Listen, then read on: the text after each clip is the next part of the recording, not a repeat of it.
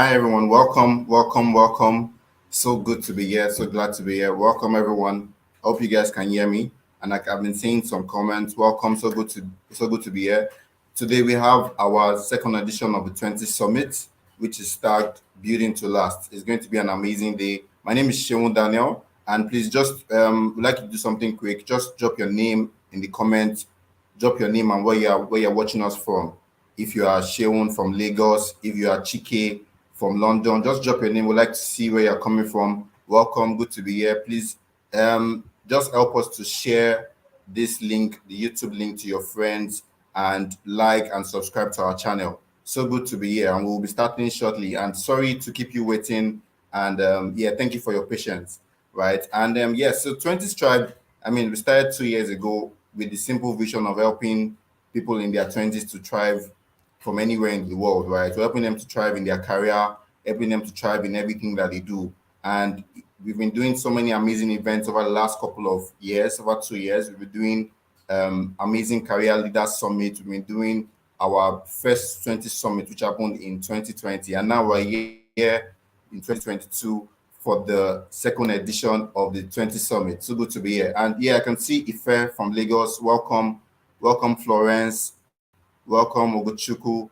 Welcome Blue Atife. Welcome Folake from Abuja. Welcome Deborah. So good to have you guys here. Welcome Sylvia. Please don't forget to like and share the link to your friends.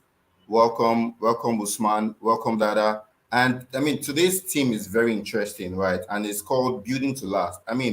With everything that has been happening in the country and in the world, you realize that, for young people, we have to learn what it takes to actually build our careers right, build our businesses right, build our networking right, and even build our finances right? So those 4 areas are the focus of this summit, which is our business, our career, our relationships and networking, and also our finances, right? We're trying to get it right to make sure that, in the next 20 years, in the next 40 years, our careers, our lives are very happy and peaceful, and we achieve everything that we set to achieve. And today we're having 2 amazing sessions today. We're having a panel session by amazing guests. I'm sure you've seen the lineup already. And we're having a keynote session later this evening by Dr. Oby Ezekwesili. It's going to be a powerful time. Welcome everyone. I can see you. And I'll be introducing the moderator for this session. Her name is Gusi Tobby. She'll be coming up right up, and she would introduce the panelists. And because our topic for this particular panel is, it's just showing you how to move from confusion into clarity, right? And we'll be having her shortly to, yes, I can see people saying building right?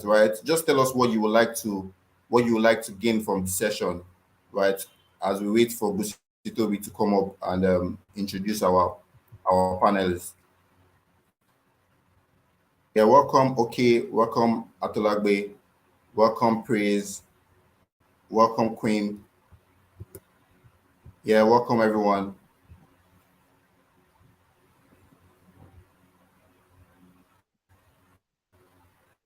Hi Gusi. Good evening. Hi everyone. Can you hear me loud and clear? Good evening, Gusi. How you doing? I'm very well, thank you. How are you? I'm fine. Glad to have you here. Thank you for having me. Good evening, everybody. Thank you for joining in today. All right, so can I dive right into the session? Yes, please. All right, great. Good evening, everybody. Thank you so much for being a part of the 20s Tribe Summit. I'm super excited. You can hear it from my voice. This is something that we have been waiting for. Last year was a hit. For every 20s Tribe Summit, it's always a hit back to back. And I'm super mega excited for this year's edition. Ladies and gentlemen from all over the world, because I've been seeing, from Port Harcourt, from Sweden, from Germany, from Igbo, from different places. Please, can you just look through the panelists that we're going to be having this evening? Just before I even read out their bios, can you please take a look at the quality of people that will be speaking to us this evening. What does that tell you?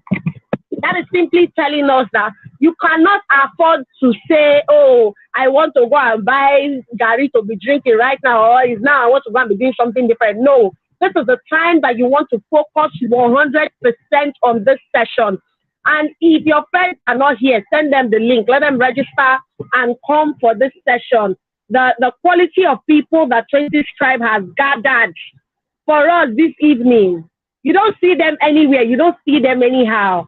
These are people that have been able to build themselves. They've built credible businesses, credible careers. They've built themselves over time, and they're worthy for us to listen to them this evening. And I am super excited to be the moderator for this evening. So good evening from Lagos, Nigeria.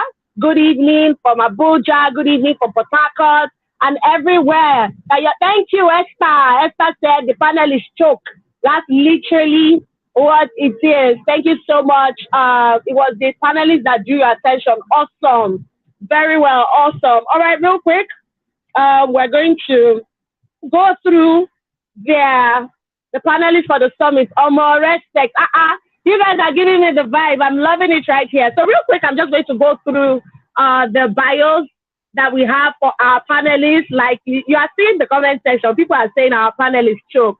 So first off, we have Adeora Lumina, the CEO of Lumination. For those of you that know, she's a bright light who is on a mission to empower individuals and organizations to take decisive action to give their best work out into the world while living a purpose-driven life. She is also the co-founder of Lumination. Ladies and gentlemen, are you here? An Afrocentric transformational learning company. As a brand strategist, she is passionate about helping brands own and tell their stories. She has worked with multinational brands including Google, Guinness, Johnny Walker, Microsoft, PepsiCo, Access Bank, Union.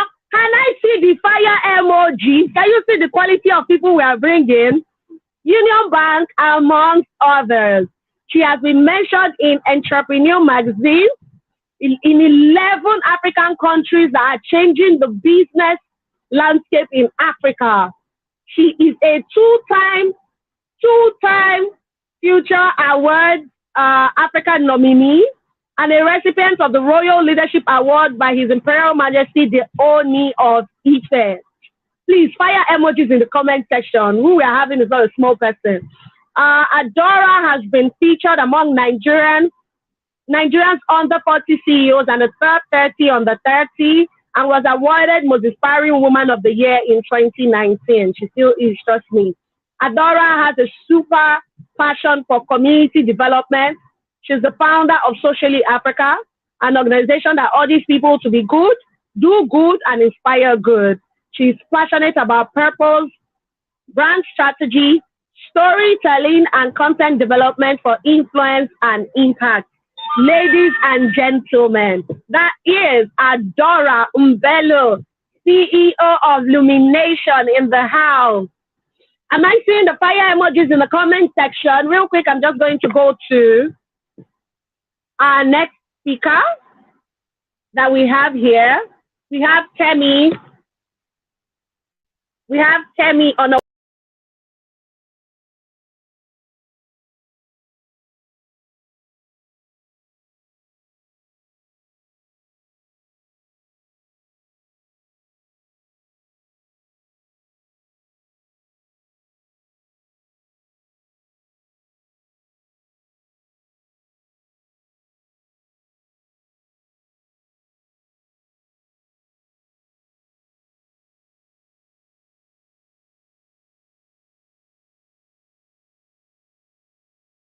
Can I go on? We have Kemi. All right, we're back. Somebody said the devil is a liar. Tonight is the night. We're going to have such an amazing time.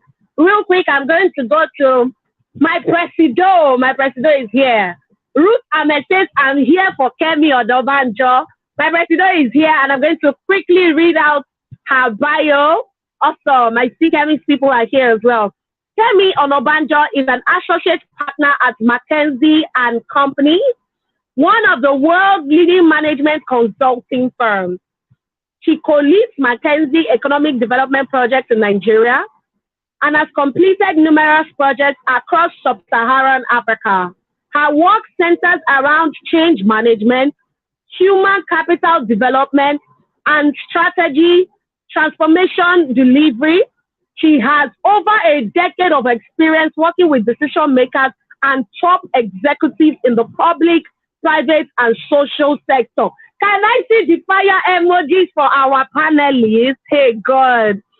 She is an MBA graduate. MBA, oh, did you hear that? MBA graduate of the INSEAD Business School in France, where she was elected as her class valedictorian. Before Uncle, speaking on behalf of over 300 graduates. Somebody say, wow. Kemi is an alumni of Cofounder University. See you, if you haven't seen you, let me see the fire emoji there. And she's currently serving a second term as president of the Alumni Association. Ladies and gentlemen, Kemi is well respected across different business and social circles and has a community where she publishes a weekly newsletter to an audience of over 2,500 plus people, communicating on a central theme of wholesome personal development. Hey God, just 2 speakers and me, myself, I am pumped. Let's go to the next speaker. Are you ready? Are you ready? I'm not saying your comments. All right, this is Tutu. Adetutu, Laditan. Ladies and gentlemen, we have Adetutu in the building. Adetutu is a brand and marketing strategist, currently responsible for driving adoption of Google's app and YouTube across Sub-Saharan Africa. Are you guys seeing that we don't have regular people in the building? Are you hearing Sub-Saharan Africa? This is global, as you can see, with a background look loaded with marketing. I like the way it's said, with a background loaded in marketing, media strategy, and content development centered around consumer experience. Tutu understands what drives businesses and how to spread brand awareness efficiently for optimum product promotion. After spending more than 9 years in marketing communication in various enterprises, she is currently obsessed with innovating new ways of creating amazing content that absorbs useful and effective, that is absolutely useful to the users, and it's also effective. Tutu holds a bachelor degree in public relations and advertising and has several marketing and digital marketing certifications. You guys know that we don't have the quality of panelists that we have this evening. I'm impressed myself. I'm gingered. Let's go to Yinka's bio real quick, and then we have the last panelist for this evening. My goodness, my goodness. We have Yinka Adewale in the building, ladies and gentlemen. Please, am I seeing the fire emojis for the quality of speakers that we have right now? Am I seeing the fire emoji? Okay, so I'm going to rush through Yinka's bio. Yinka Adewale is an innovator whose quest is to build a financially inclusive ecosystem that is accessible to everyone in Africa, not in his bedroom, not in his backyard, in Africa.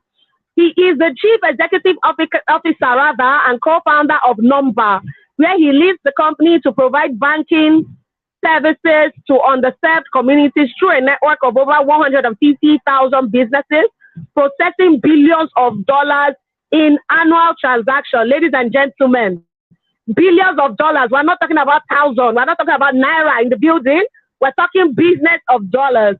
Yinka holds a bachelor's degree in mechanical engineering from the Obafemi Awolowo University. OAU, if you're in the house, make some noise.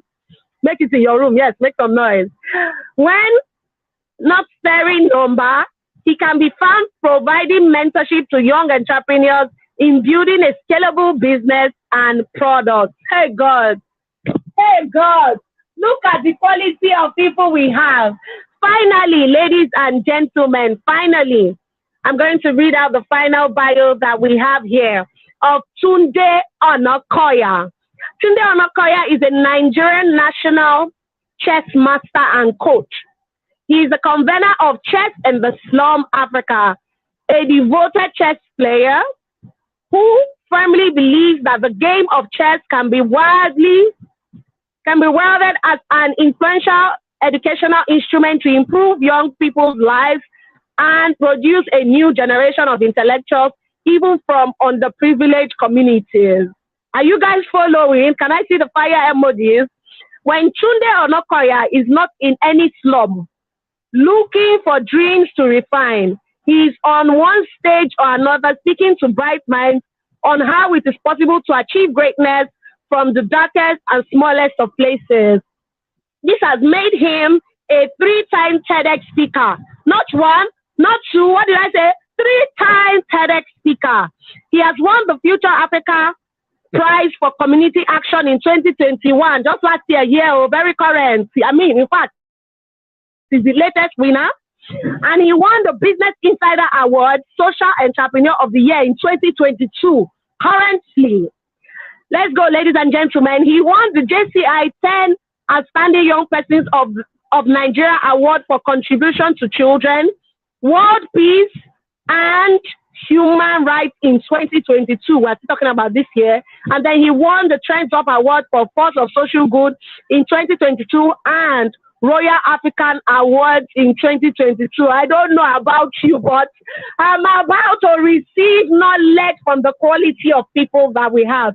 Ladies and gentlemen, please help me with a clap and the fire emojis. Let me see in the comment section real quick. Help me welcome all our amazing panelists. We have Kemi in the building. We have Adaora and Bello. We have Adetutu. We have Yinka. And of course, we have Tunde Onakoya. My God. No, look at your screen. Look at your screen. At this point, I'm even about to say lick your screen because look at the quality of people we are having. My goodness. Thank you so much for joining us this evening. I'm super excited to have all of you here. Welcome, Kemi. Kemi, permit us to scream Presido. Congratulations. Welcome, Lumina. Lumina fans in the building, let's see the fire emoji. Adetutu, my God, your bio has me drooling. Thank you so much for being here. Tunde Onakoya, how many awards? Jesus, this man is fire. And I'm sure we're going to have such an amazing time with everybody that's going to be here. So we're just going to dive right into the session that we're going to be having today. This session is one that I know that a lot of young people like myself have been waiting for. We have been saying, this is the session we want to come for. So I'm just going to dive right into it real quick. First things first, I just want to ask, how are we doing today? So I'm going to start from Kemi and then go to every other person. Kemi, how are you doing today? How do you feel about coming to speak on this session? Even if I was not excited before your intro, I can. Can you hear me? Loud and clear. All right. So I was saying, even if I was not excited before, your energy is so contagious. So you've done a great job. I don't know. It's like 6:30 on a Friday. How are you this energetic? I don't know, but I love it. I want a bottle of whatever it is you're on. I'm gonna need it for the rest of my week, actually. So I'm feeling great. I'm very happy to be here, feeling very privileged. And as I was saying in the studio, I'm here for all these amazing people as well. Just as excited to learn as I am to share. Yeah. Awesome. Tunde, real quick, let's come to you. We know you're taking a bottle of water, but let's come to you. I'm sure you're refreshed already. How do you feel about being on this session? Yeah, thank you very much. I feel very excited. Yeah, and I mean, it's always a great privilege to be able to share important insight from the work that I do with other young people. I'm still a young person myself in my 20s, so hopefully someone told me something that it's always it's always good to listen to people that have gone before you so that their hindsight can become your own foresight. So I mean, at the end of the day, while I'm happy to share, I'm also very excited to listen to all these amazing people on the panel and to also learn from them. So thank you for having me. And your energy is off the roof. So we're off to a great start. Thank you. Thank you. Thank you. Adetutu, I'm coming to you right away. How do you feel about being on this panel session? Good evening, everyone. I'm extremely honored. Like the panelists, first and foremost, I admire each and every one of you. I know Kemi in another world. I've met Adaora, stalking on the internet. Tunde, awesome job with what you do. So I feel really honored to be here, and I'm hoping to learn from a lot of the folks here. Thank you. All right, great. Adeora, Lumina, we have her in the building. How do you feel about being here? Hi, Toby. Yeah, I'm just super excited and honored to be here. Again, as everyone else has said, just amazing panelists. I think there's going to be great energy on this panel. When I saw every single person that was on here, it just made me feel more comfortable, right? Because I think these are people who've done really amazing work and have done it so beautifully well. So also excited to speak to Gen Z, because I am Gen Z. I like to believe that I'm Gen Z, so so this is my tribe. Yeah, so I'm excited. Yeah. Thanks for having us. All right, great. Thank you so much. Yinka is going to be joining us shortly. Thank you so much. So you guys can see that they're really excited to be here. Get your pens and papers. For those of you that want to record right now. You don't get these people for free. So be ready. All right, real quick, we're just going to dive right into the session. My first question is going to be for everybody. We're just going to go right round and ask this question for everybody, because while I was having a conversation with the founder of David's 20s Tribe, David, he said something about leaving school and going for NYSC, and he read a book in particular. I'm going to read out the title of the book. It's by Meg J, titled The Defining Decade, Why Your 20s Matter and How to Make the Most of Them. Now, my question for everybody is, do you think your 20s is actually the defining year for a person? I'm going to start with you, Tunde. Do you think that the 20s year or the 20s decade is actually a defining decade for anybody? Yeah, thank you. I'm going to start with you, Tunde. Can you hear me? Yeah, I can hear you. Can you hear me? Loud and clear. Hear me? Okay, all right, great. Thank you. Really good question.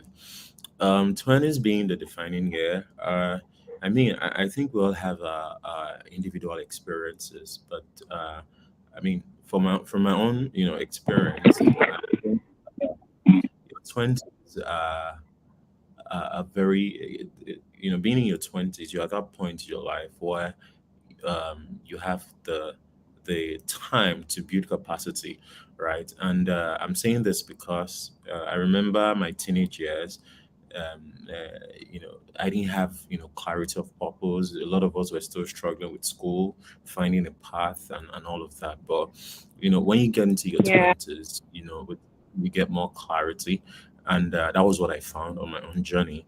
I found clarity. I was coming from a very difficult place, and had a very difficult childhood too, but I found purpose, right? And one thing about purpose for me at that stage in my life was that intersection between the privilege that you have and another person's oppression, finding just that sweet point between that. I think that is where we really find our opportunities to make real change.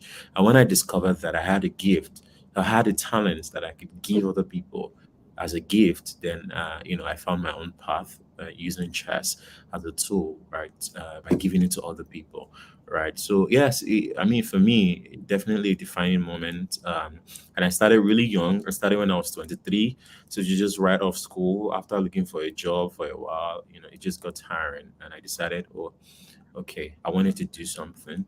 At the time, I didn't know I was making the most important decision of my life. But yeah, for me, it was a defining moment for me and it helped me build capacity for the things that I needed to do. I mean, those things did not become clear immediately. It took 3 or 4 years of just building capacity, of just doing those things, when no one was watching. And when the time came, I was ready for it. So my early 20s was in preparation for this moment. Everything Yeah. has been in preparation for this exact moment. And yeah, it was definitely a defining one for me.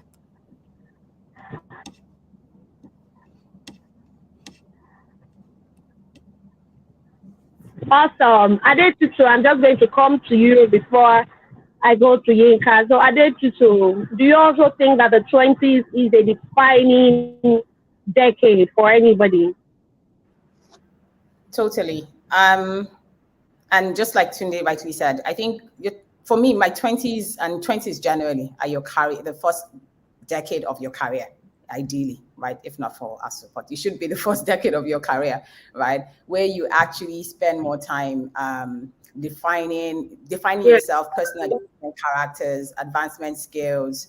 You get to work in your first job in your 20s. You get to develop your community, your tribes in your 20s.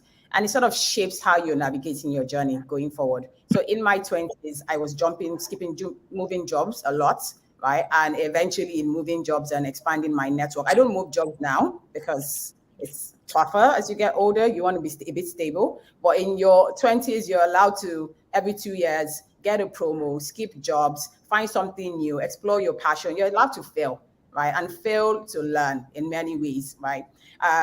It shapes you in many, many ways, and sort of helps you define what your career path should be. So I'm totally in the space of, if you're in your 20s right now, right, just keep exploring ways in which you fail faster and learn faster as it is, because it is a defining year for your next few years in your career and in your future as a whole.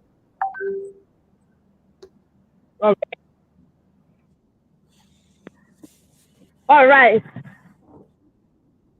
Thank you so much. Thank you so much. I'm going to come to you, Adeora. I read in your bio, I want to ask you about purpose, because in your bio, I'm going to read that out. It says you are on a mission to empower individuals and organizations to take decisive decisions to get their best work out into the world while living fulfilling lives. Now, my question is, what is the meaning of purpose in that context? Does it mean like moving from confusion to clarity, or how does it relate to actually working out your best work for you? Great question. So I think in the context that I'm looking at it, is purpose in the sense of intentionality as well. Like a lot of times, you tend to, when you think about purpose, you tend to think about, what is it that I want to do? And one of the things that I've learned on my journey is, purpose is service, but it's also what is important to me, right? What is important to me? Why am I doing what I'm doing, right? And so the way I look at it is, how can you be intentional about what it is, the life that you want to create, right? And what it is that is actually important to you. So the way I do it, for example, is, I look at what are my life's pillars, right? In my case, it's faith, it's family, it's my finances, it is relationships that I have with people, it is lifelong learning. I want to be able to, keep learning for the rest of my life. It is my health or my wellness, because without that, I can't do any of these other things, right? So I kind of look at like what is actually important to me. And so every single thing that I do moving forward has to add to one of those pillars, right? So I'm not just walking and picking up on every opportunity that shows up. I'm not looking for every collaboration. I'm looking with intentionality, right? Because we live in a world where it's very easy to literally be like a walking zombie and think that you are progressing and you are successful, but you're on a path that is not necessarily something that you want to do, or a path that you want to be on. And so when I talk about trying to help people, understand purpose and to live a life of purpose, what I'm saying is live a life of intentionality, and then also build the mindsets that are required for you to then be able to do those things. Because the doing is like the list of your problems. I feel like we spend so much energy on the doing, and it has its place, but the being and the mindset and the making sure that it's in alignment with who you are and what you're meant to express in this world is priority.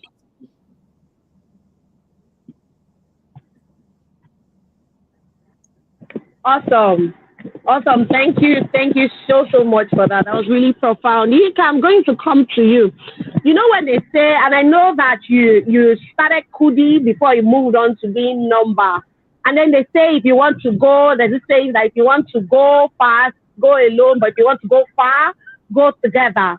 Now, how are you able to identify the right co-founder for your business? How are you able to identify that, okay, this is the right person that I want to begin with? Because that's a struggle that a lot of 20s are starting out to have.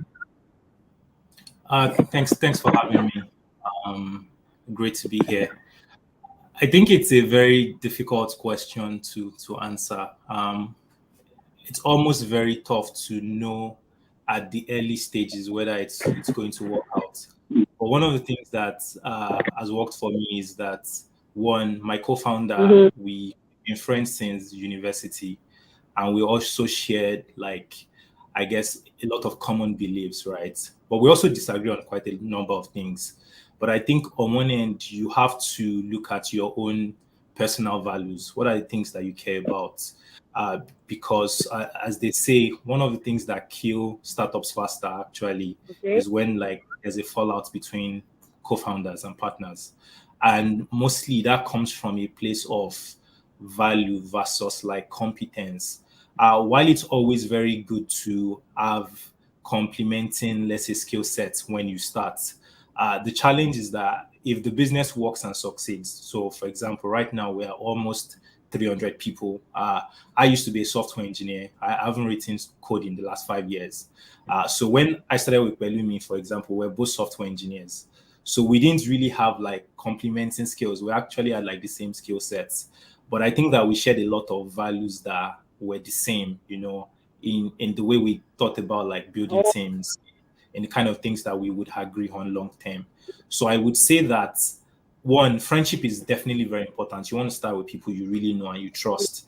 And because a lot of the journey is going to be difficult and it's going to be painful. So you want to make sure that you have someone that can almost support you emotionally through that journey as well. But while it's important to focus on having people that have the right skill sets, but you also want to make sure that the values actually align, if that makes sense.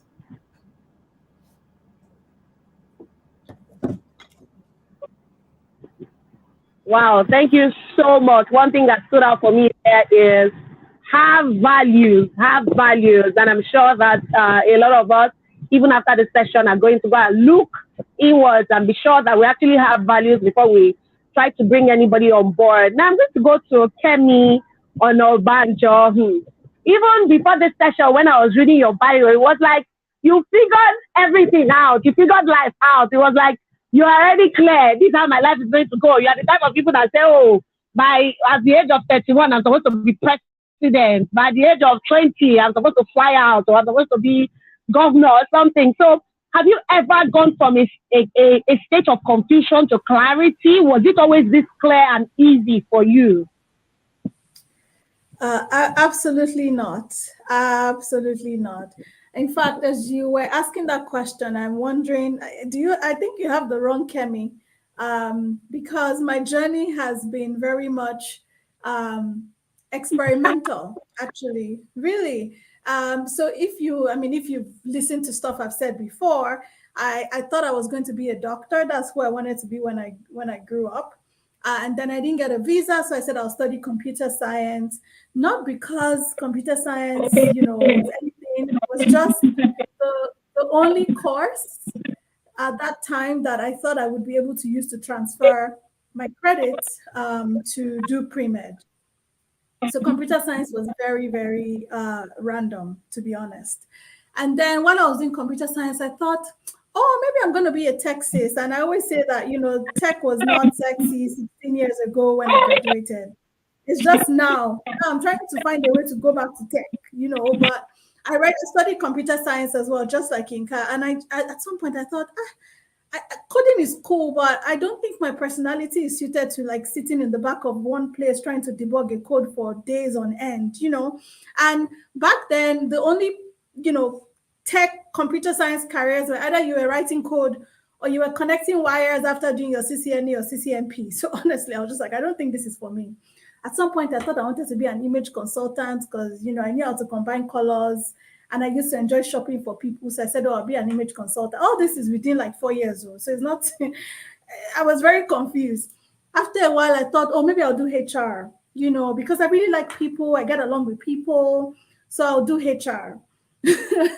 And then after a while, I thought, maybe not HR. Maybe I'll do e-commerce. Like, so it's been really, really a journey of experimentation. And I think that's one of the beautiful things about your 20s. You can experiment at very low risk. You know, I think like where I am now, I can't be too experimental. Yeah. I know Adeora will be like, you know, flex, you can do all things truly, but I cannot be as, you know, experimental as I was in my 20s as I am now. And really this journey has been a journey of, you know, experimentation, to be honest. And part of how you get to purpose and part of how you get to where you need to get to is by just trying things out. Some people are born with the gift of they know exactly what they're going to do. I was not. And so part of the way that I got to know what I wanted to do was by trying things out and deciding if I wanted to or not.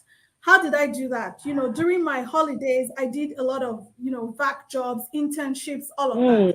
I want to do HR. I tried. I was like, I don't think this HR thing is for me. You know, I went and spoke to one image consultant, hung out with her for a week, and I was like, no, it's not for me, you know. And that's how I started eliminating the things that I did not want to do by experimenting. And that's the beauty of your 20s. You can try many things out, you know, without being labeled or being afraid of bills. What bills do you have? Just to feed yourself, you know, and look nice, really. That's it. Now, for most of us, there's school fees, there's, you know, mortgage, there are all these cares of life that don't allow us to be as free. And so that's what my journey has been. And to be honest, even as when I started work, I still wasn't sure. So I was applying to graduate trainee programs.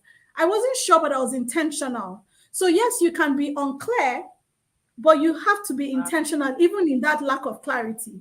So I said, look, I don't know what I want to do, but let me apply to graduate trainee programs. In fact, let me backtrack to my NYSC. I thought I don't want to waste my NYSC year because I don't know what I want to do. So let me apply to companies that I know, corporate jobs, so that even if they post me anywhere, at least there'll be a bank. There's no place in Nigeria that the capital city does not have a bank. So I did like Access Bank, or it was Intercontinental then. I did Zenith. I did all the bank exams just to make sure that, you know, wherever they posted me to, I could get the chance to work in a bank and be in a bit of a corporate setting and start understanding if I wanted to do finance. It seems small, but it's very deliberate. I ended up in Bielsa. That's where I served, right? I served in Bielsa. I spent the year there, but I was working in a bank, right? So that already began, you know, I was, okay, this is how they do in corporate. This is how they write. This is how they speak. This is how they, you know, do things here. I knew I didn't want to be a banker. But even then I moved and I went into card services. I was like, let me bridge my tech and business. After that, I said, let me go and do a graduate trainee program because that way I can be in different departments. And eventually I said, I'm going to go be a management consultant because I can, you know, understand what's going on in different sectors. Now I have found the sector that I really enjoy doing and I can do in my sleep, you know. But it was a journey of experimenting with intention. I did not wake up knowing what I wanted to do. And now what I'm doing is very different from what I set out to do. So I just hope that somebody here get some validation and you feel seen, that the confusion that you're facing, it doesn't mean you're mad or you are not focused or you are cursed or whatever. It just means that there's work for you to do to begin to explore all your interests and find which one sticks. Yeah.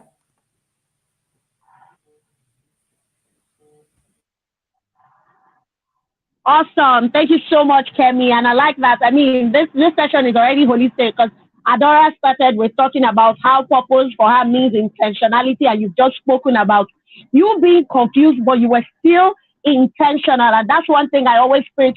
Volunteer. Look for opportunities where you can explore different career paths, especially through volunteering, we can see in this age and time that people can even steal your husband and wife, but nobody can take the experiences that you have from you. They can steal every other thing, but your experience will stay with you, and that experience has helped you, Kemi. And now coming to Adetutu real quick, I just want to ask, I mean, you've been in the marketing industry, you've been in marketing and strategy. How did you even get there in marketing, and how has your journey been? Because I mean, reading out your bio, everybody's literally screaming, wow, oh, she does marketing and strategy for Google.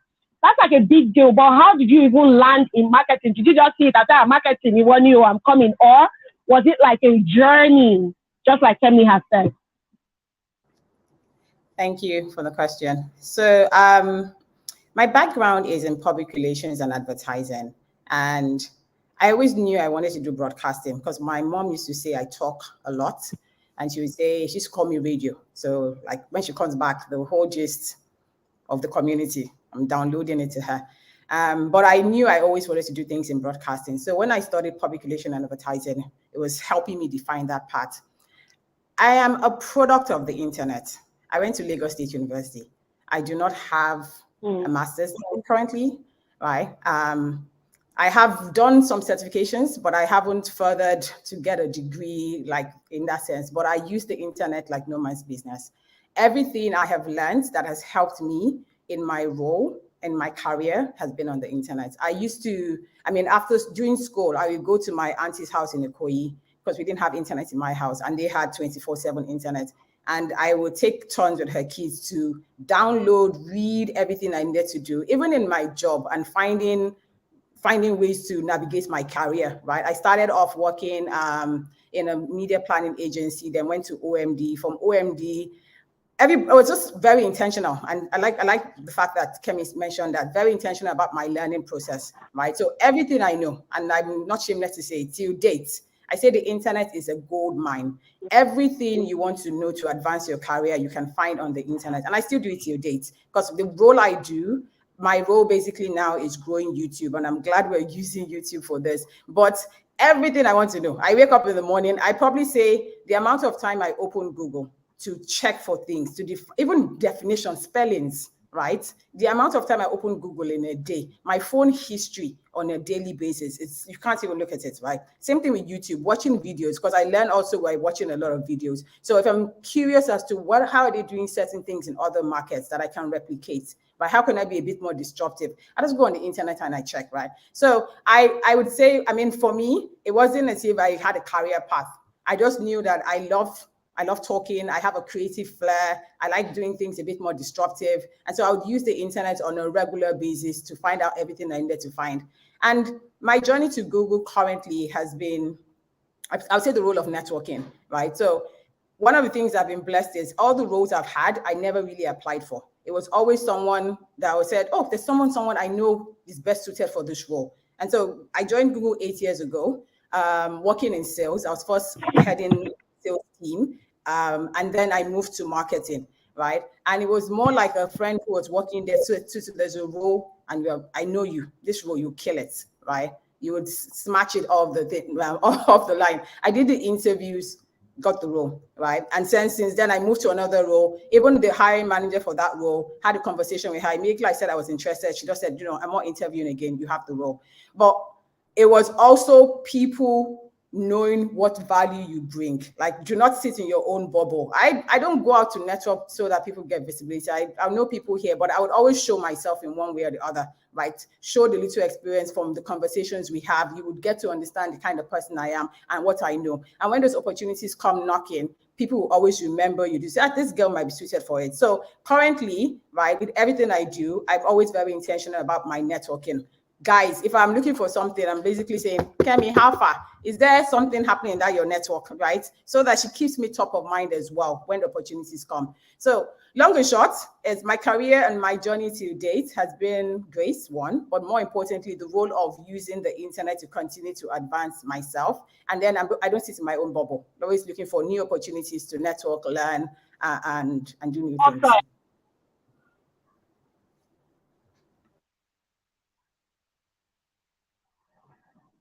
My God, can you people hear?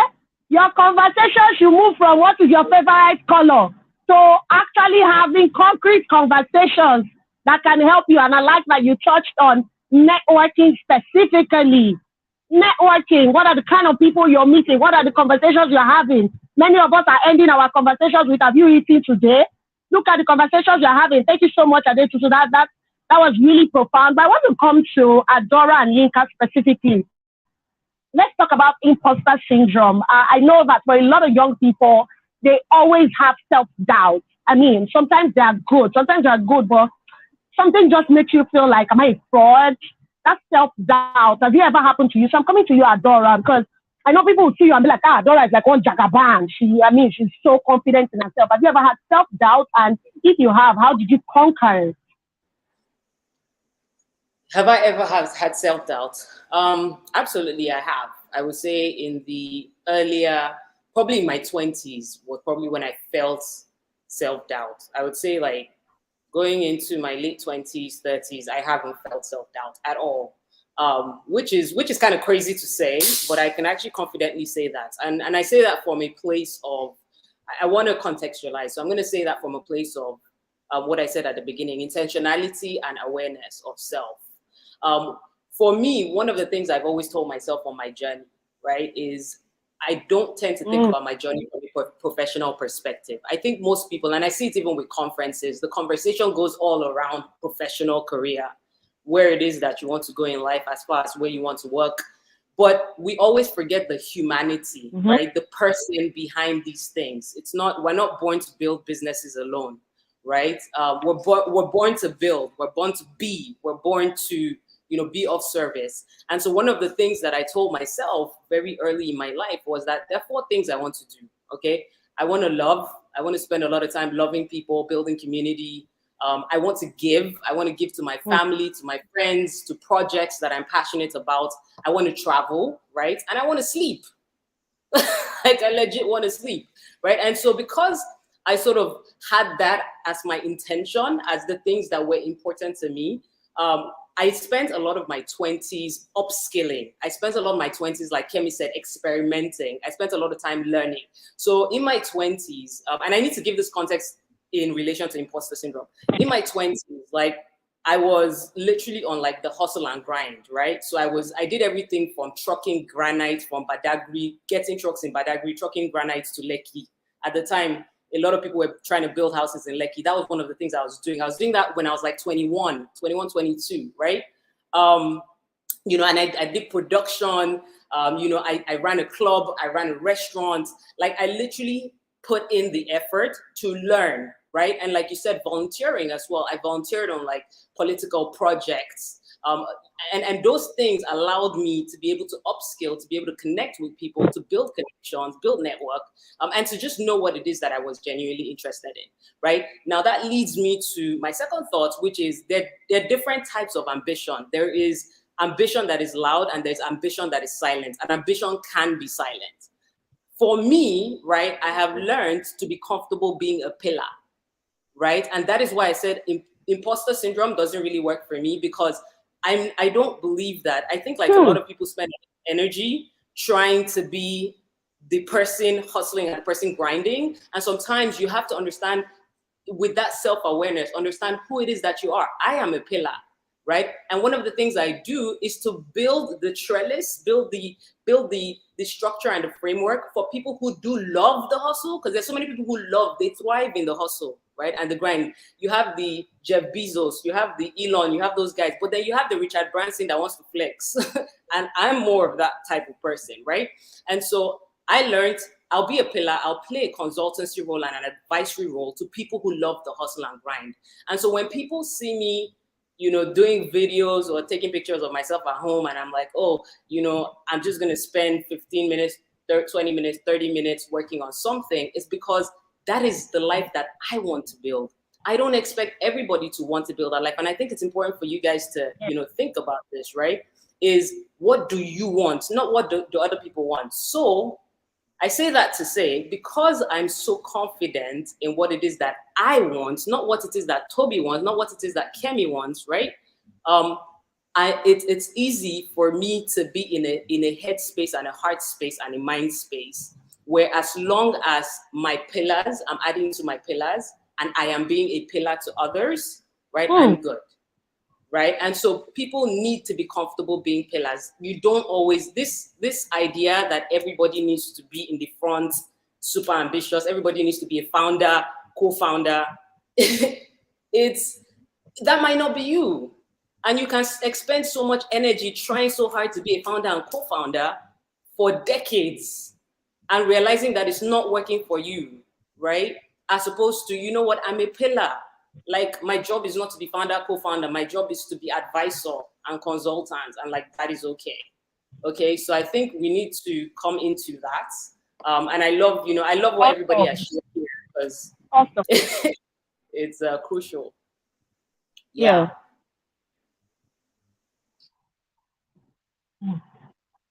Great. Thank you so much. I mean, that was double profound, Seth. I mean, you just literally said, Ariwokoni music, silent ambition.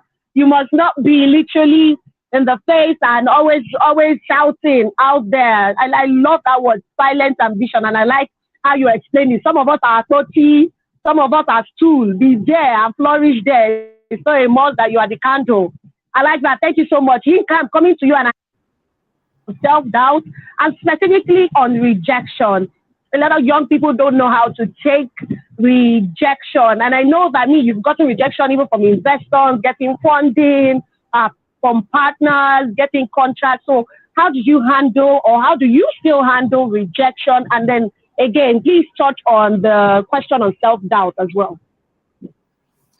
Thanks for the question. I think I still struggle with self-doubt a lot. I think that even till date, it hasn't been something I have finally succeeded at, getting good at. I think that there's a lot of, especially when you're building a business, there's a lot of uncertainty that you have to believe like there's a particular future you want to see to go and build a business. But there's also a possibility that your thesis is wrong, and you could spend a lot of your time and a lot of your investors' money chasing that, and you realize that it doesn't work. One of the things that I have figured out is that a lot of people, even like the most founders that you look up to, they are kind of winging it, right? They're not. It's easy to come out and say, I'm very sure that like this is going to work, but many times it doesn't. Things don't go as planned. I remember when we launched, we had raised, I think, our first $1 million from investors. We were very sure that the iteration of our product was going to work. And at the time, we thought it was just all about money. How do you have like $1 million in the bank and you're not making progress? And we spent like almost 12 months, just trying different experiments and seeing that we weren't making the kind of progress, we hope to see. And I think for me, the first thing to do in situations like that is to be honest with yourself and be like, this isn't working, right? And slow down, because I think most times it's easy to kind of just want to almost brute force like your view of the world on customers. But customers want whatever they want. You can't really dictate what they should want. So I spend a lot of my time, in those periods when I have doubts that something is not working, I tend to slow down. And to today, like we have built many products that I've even like made, hundreds of millions of naira in annual revenues. But at the core of those products, they don't work, right? So because either the market doesn't want it or you're kind of just like forcing it. So, and every now and then when we have to stop those things, it comes from a place of mission, which is, what do I want to spend my life doing, right? I want to do work that matters. I know that businesses are built around, you can have to make like a lot of money and profits and all of that, which is great, but there are so many things you can do to make money. If you're trying to build a business, you should focus on, I think, the kind of mission you want, or the vision you want to see in the world. I think that's actually quite important. important. So I would say personally, I still struggle with self-doubt. Rejection comes a lot. Over the last 5 years, I have personally raised probably close to $40 million in venture funding. I've gotten a lot of no's in doing that. And, the average round that you go and, fundraise, the answer is probably no. So I was working out of the office yesterday, and one of my teammates was telling me that he never sees me looking down. Like, there's a lot of problems and you kind of keep your cool. And I was joking with him that, like, you can't kick the man that is down. Like, at the end of the day, I live this life where I've kind of realized that there are a lot of problems with building businesses. And that is fine, actually. Like, I need to be comfortable with the uncertainties and the chaos in what we are creating. And that means that when people say no to me, sometimes it might not even be that I'm wrong. It could be that they are wrong. You have investors that would pass on your deal, not necessarily, and they'll probably invest in another company that will go bust, right? So at the end of the day, sometimes you're wrong, sometimes you're not wrong. So I think that as long as you keep your focus on what am I trying to do, which is like the vision I want to see, and be true to yourself if that's working. And if that's working, that's all that matters. And there will be a lot of no's on that journey. But I think when you support yourself with like the right team and your co-founder, like I mentioned earlier, you need people that can help you through like all of that emotional, down times, because they would come actually. You need like friends that can, let you know that the things that you're good at. So that's sort of how I have handled it personally. It is surrounding myself with the right team, the right friends, right, that help me in my down times, and also just know that like no one is very confident, no one knows everything, right? Thank you so much. Yeah.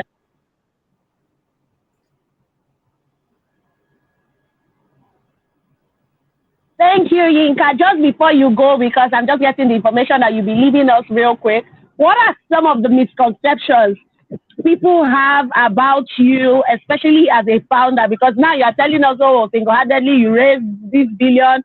Somebody right now is thinking of how to send message in your DM and say, I need cookies. So what are some of the misconceptions that people have had about you as a person, especially as a founder, as a young founder?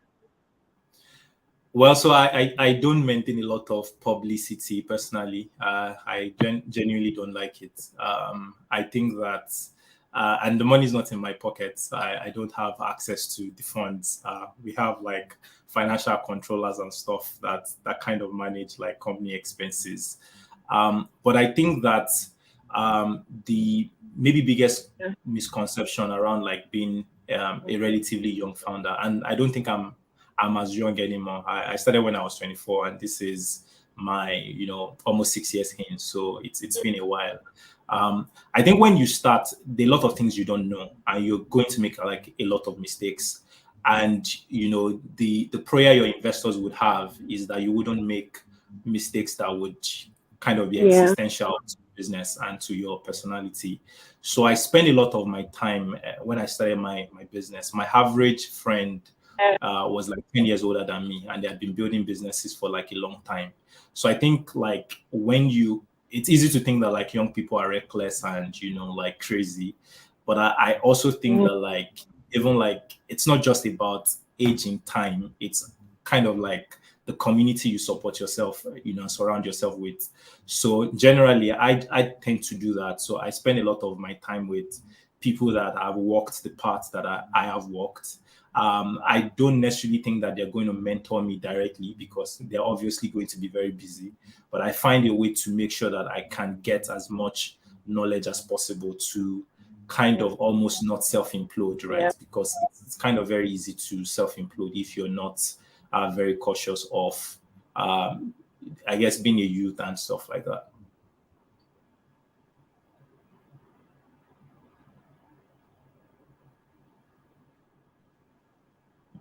Okay.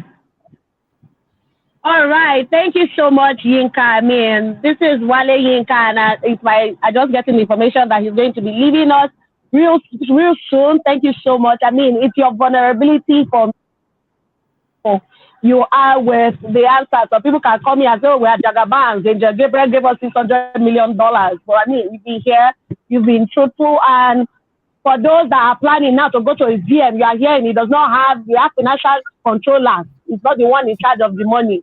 So this at VM right now. So thank you so much, Yinka. And if it's entering your eyes, close it right now. All right, Tunde, I'm coming to you real quick.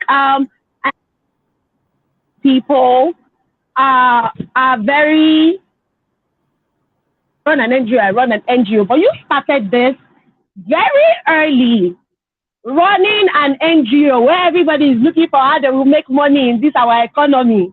You are saying, I'm running NGO, I'm doing good. How has that been for you? Has there been any time you're like, oh, I'm not in again, this Nigeria is not for me? Or have you always said, you know what, it's going to be NGO I'm doing? Or is there a business aspect of the NGO we don't know about?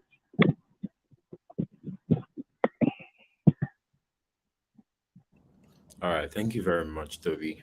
And I mean, it's easier. It's a lot easier now. But thinking back to 4 years ago, imagine as a 23-year-old, just after school, and the next step for you is starting a charity. I mean, NGO is even putting it into official perspective, right? That you want to do charity. I mean, how do you even explain that to your parents, to your mom, to your family? You that a lot of people had expectations for. Because if you are not a doctor, you're a failure, and you didn't even become a doctor. So stylishly, you're already a failure. And in the midst of you being a failure, you're now saying that you want to do charity, And I think it's interesting that your early 20s, I think your youth basically is the time that you have, to be at your strongest, right? It's all the time you have to really make mistakes, to dare greatly, right? And but I am a person of very strong conviction, and I had faith in an idea. In fact, that faith was delusional. It was, I had delusions that I could change the world with an idea in my head. And but there's always a backstory, yeah. Before I made that decision, there was a pain point, and that was where, even thinking about doing charity at that age, that was where, it was birthed from. I also grew up in a slum community, somewhere in Ikorodu, Lagos, in a place where, we didn't have access to a lot of things. I remember I had to stay at home for 2 years. I had to drop out of school after my primary school education because my parents just couldn't afford to pay my tuition. And I was already learning to just repair stuff. And then a miracle happened and I was able to get back to school. But in that time that I was at home, I found the gift of chess. So just a barbering salon where we used to go and play video games. So on one of those days, they just brought out a small plastic chess set, and that was the first time I ever saw a chessboard. And I was curious because the man would always say things like, "Oh, this game is only for smart people." And because I went to a Paco primary school, I couldn't even speak English, after my primary school, right? So, and I wanted to be a smart person. So, but then he thought I was too young, so he wouldn't teach me. So I would just watch them play. So after some time, I was able to just pick up the rules of the game, right? And I started playing. But what that did for me really was it gave me an identity. It gave me an intellectual identity. It helped me understand that if I could be great at something that was for smart people, then I could become anything I wanted, right? And that confidence was what 11-year-old Tunde needed, right, to see things differently. So I began to see the world beyond the confines of my environment, of the slums where I grew up in. And that changed something in me at that moment, right? I went into school on a scholarship. I became a pro. I got my title. I won a lot of tournaments. I was ranked one of the top players in the country. And I mean, I was still struggling with Sapa, honestly, because chess doesn't exactly pay the bills. And if you want to play it as a sport, as a professional, yeah, it is very undervalued, right? So, but chess gave me an education. Right. So at the end of all of that, I still came back to Korodu, and I used to play piano in church then. So on one of those days, we just went back to a place not too far from where I grew up. My friends used to smoke then, so I would just go with them. And I just had an epiphany. I was there a lot of young people were just smoking and talking, and I saw children smoking, and it just dawned on me that for a lot of these young people, I was once like them.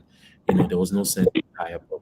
They would never get to know the vast opportunities that exist beyond this place, right? Their only idea of like someone that is successful was going to be maybe a Yahoo boy that bought Benz or iPhone.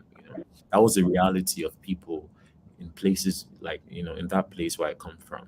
So on that day, I made a decision, that I was going to use the talent that I had, and I was going to give it to these children as a gift. And just, whatever would happen, I didn't know I was going to put food on their table, but then it was going to give them one very important thing that I said, an identity. Yeah. It wasn't going to be another child in poverty or in the slums. The world wasn't just going to judge them based on their background or what they look like, but by what they have the ability to do. And that was why I just started. And I told my parents, and my mom was very mad at me because I was also planning to leave the country. I got a job in Atlanta, and I decided to stay, do this project because I knew that it could change something. So I was scared, and I think a lot of young people will be able to relate to this, especially for those ones that want to do work like I do, right? We all have different parts, like I said.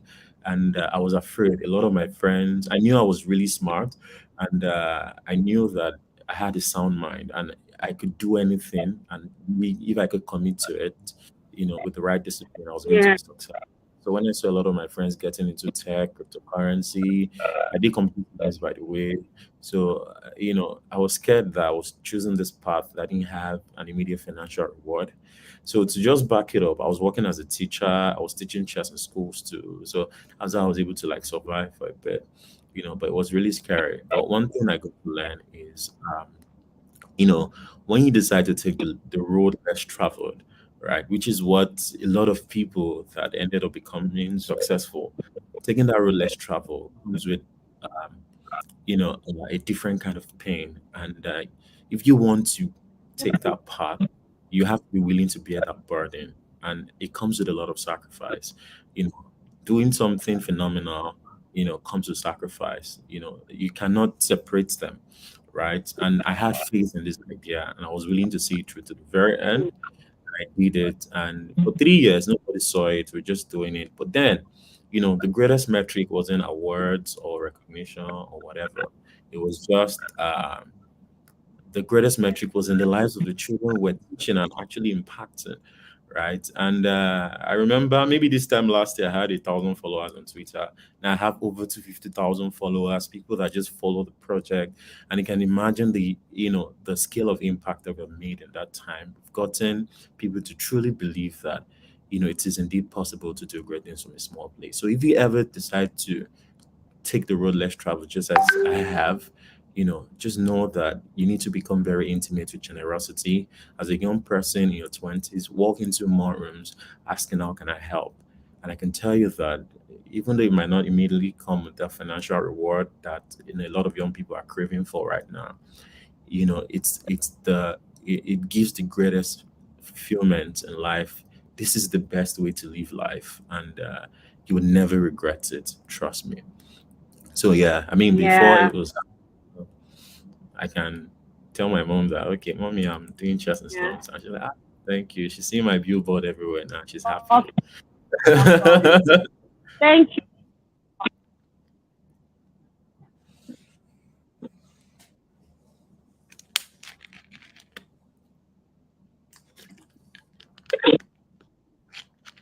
Wow. Thank you so much. That story was so inspiring. Most of us are seeing him now, like, Tunde Onakoya, Fresh Boy, Sweet Boy Association. But look at the backstory, things that he has been through. And so as much as he wanted to do good, he also had to work. He worked as a teacher. He also had to do things here and there. So he was not dwelling and saying, oh, somebody's going to come and support or anything. He also had to work. But one thing stood out, he had faith in the dream. And I like that you were sincere about even your parents not seeing the bigger picture like they do now. But you were able to get there. So thank you so much. I think I saw some comments saying, oh, this is inspiring. This is touching. You see him talking soft now with Lucky Boys. You think it has all been like that. No, He came from Ikorodu. So thank you for being so truthful. Adetutu, I'm coming to you because you about having people you that spoke for you rather, and then you just spoke to somebody and the person said, oh, you have the job already because you've been able to show yourself. But you've been able to build these relationships. And I know that one thing that a lot of 20s always want to struggle with is, can you hear me? What they struggle with is networking and how to sustain their networks. But I mean, for you to meet right now, you are working in Sub-Saharan Africa. Some people have not even Meta, and we are hearing somebody is working in Sub-Saharan Africa. So how are you able to leverage these, your networks? How did you sustain them? What kind of things did you do to sustain these relationships that not made you even have sponsors that can speak for you in rooms like that? Thank you. I think first thing, one of the things that I think, I don't know if it's Kemi mentioned it, but Adeora also mentioned is that intentionality, right? You must actually go out of your way to want people to like you. I just feel that in life, people have to like you in many ways for them to help you. It's a principle, right? People that you like, you think about them. And it's not easy being liked, to be fair. But I think the way I would just allude to what Tunde has said around, there's just passion in what you do, making friends, keeping friends, being open about your goals and aspirations with people, finding opportunities to go out and talk to people. For me, one of the key things about networking, and I do struggle with it, by the way, so it's not as if I have a lot of friends or I know a lot of people, right? I can still be in my own bubble. But when I have the opportunity to hang out with people, I talk about the things that we're both passionate about. So across board, I can talk about the weather. I can talk about global warming. I can talk about sustainability. I know something about something, right? So there's that intentionality to make sure that I'm just well-rounded. So I can meet Adeora, even if we have no passion, but there's something we can spark a conversation around, right? And so just that opportunity to meet people, open your mouth, say something sensible, make sure you have aligned passion points, right? Know something about something. It always makes sure it's very important for networking, because then you're able to build relationship with the person and sustain relationship. What I do that is currently helping me is I look out for people who are unintentionally, they've become sponsors, right? And in one way or the other, I think sponsors are important, that they're even more important than mentors, as far as I'm concerned. A sponsor is someone who will talk about you when you are not there, right? There are many doors that are currently, conversations that are happening, that your name is being dropped, either for good or for bad. You want to make sure your name is dropped in conversation for good, in most situations. So sponsors are people who, I mean, in one way or the other, they find there's mutual alignment in both of these passion points. They like you, they genuinely, sincerely like you in one way or the other. And when there are opportunities, doesn't have to be work, it could even be promo opportunities, it happens at work as well. Your name is being dropped, right? And so I value looking for sponsors unintentionally, right? I just value looking for sponsors. I've never gone to meet anyone, can you be my sponsor? But I make sure I seek out people who are in places that I am not, or would likely be in places I would never get to, right? And build relationships with them, right? That's very, very important. Also in networking and all, I'm not an all-rounded person. Like, I know where my strengths are, right? So I do a couple of assessments of self, right? So I know where my strength is. I work in a very data-orientated company. I'm not the number crunching person. I don't look at dashboards like a lot of people do. So I know what my spike is, right? And I stay within my spike. My spike is, people consider Tutu to be very creative. People consider Tutu to be the execution person. And so in building the relationships, I let people know, when you need help, right, reach out to me for this kind of things, right? And I'm always very happy to help. So also being very, very helpful to people, right? I like when people tell me, Tutu, we're trying to plan something. How can you help with your creativity here? I would go all out, right? Do my possible best to make it happen. And then those are ways in which I sustain and build relationship.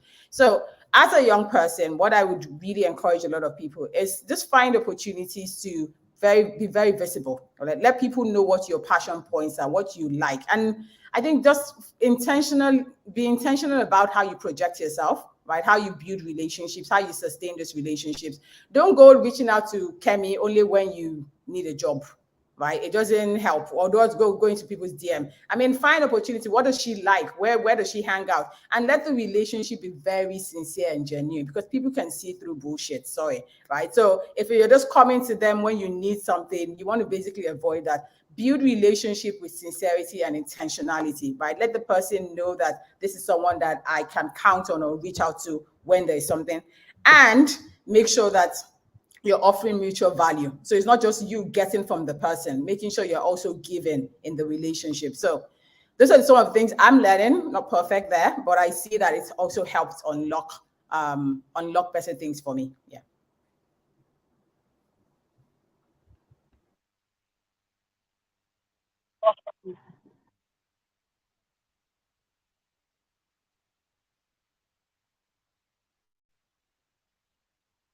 Thank you so much, Ade. Have to insert while for who know this session. No. All right, so I'm going to go real quick to my president right here, Kemi Onabanjo, with the same question. I mean, listening to Adetutu alone, I have to be going to my dictionary real quick because from English choke. Well, I'm really excited to be here. So for Kemi, real quick, I'm just going to come to you. And for networking, because I mean, you are now 2-time president of Covenant University Alumni Association. That would have taken a lot of networking, and working with McKinsey. That would take a lot of networking. So how have you been able to leverage networking, and how do you sustain these relationships as well?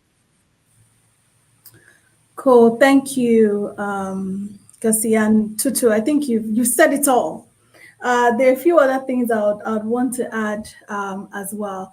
So even this president thing, right? There's a whole saying about and Tutu alluded to it. The best time to build a connection or relationship is not when you need it. It's before you need it, right? And every time I reflect on this leadership journey, the people that voted for me are mostly people that either knew me in school, or even after I graduated, probably I went back to, do some speaking engagement on campus, or one thing or the other, or, they were trying to join McKinsey and I helped them prep or whatever, right? And so the point is, to be able to build a strong network, I believe that you need to leave trails of goodness, right? As you journey along. Because I did not set out. In fact, when I was graduating, there was no alumni association. So it's not even as if I was aspiring to that role. So I was strategic about what I was doing on campus. No, right? It was just as a person, you leave trails of either just goodness or competence. Is one of the two. And, Tutu said it, like if people want to help you, they have to like you. Right. There's another angle to it where sometimes they don't like you, but because you're just the most competent person, they don't have a choice. They have to work with you, or they have to, do whatever it is with you. So it's either you're leaving trails of competence, trails of goodness, or both, right? And that's your killer combination.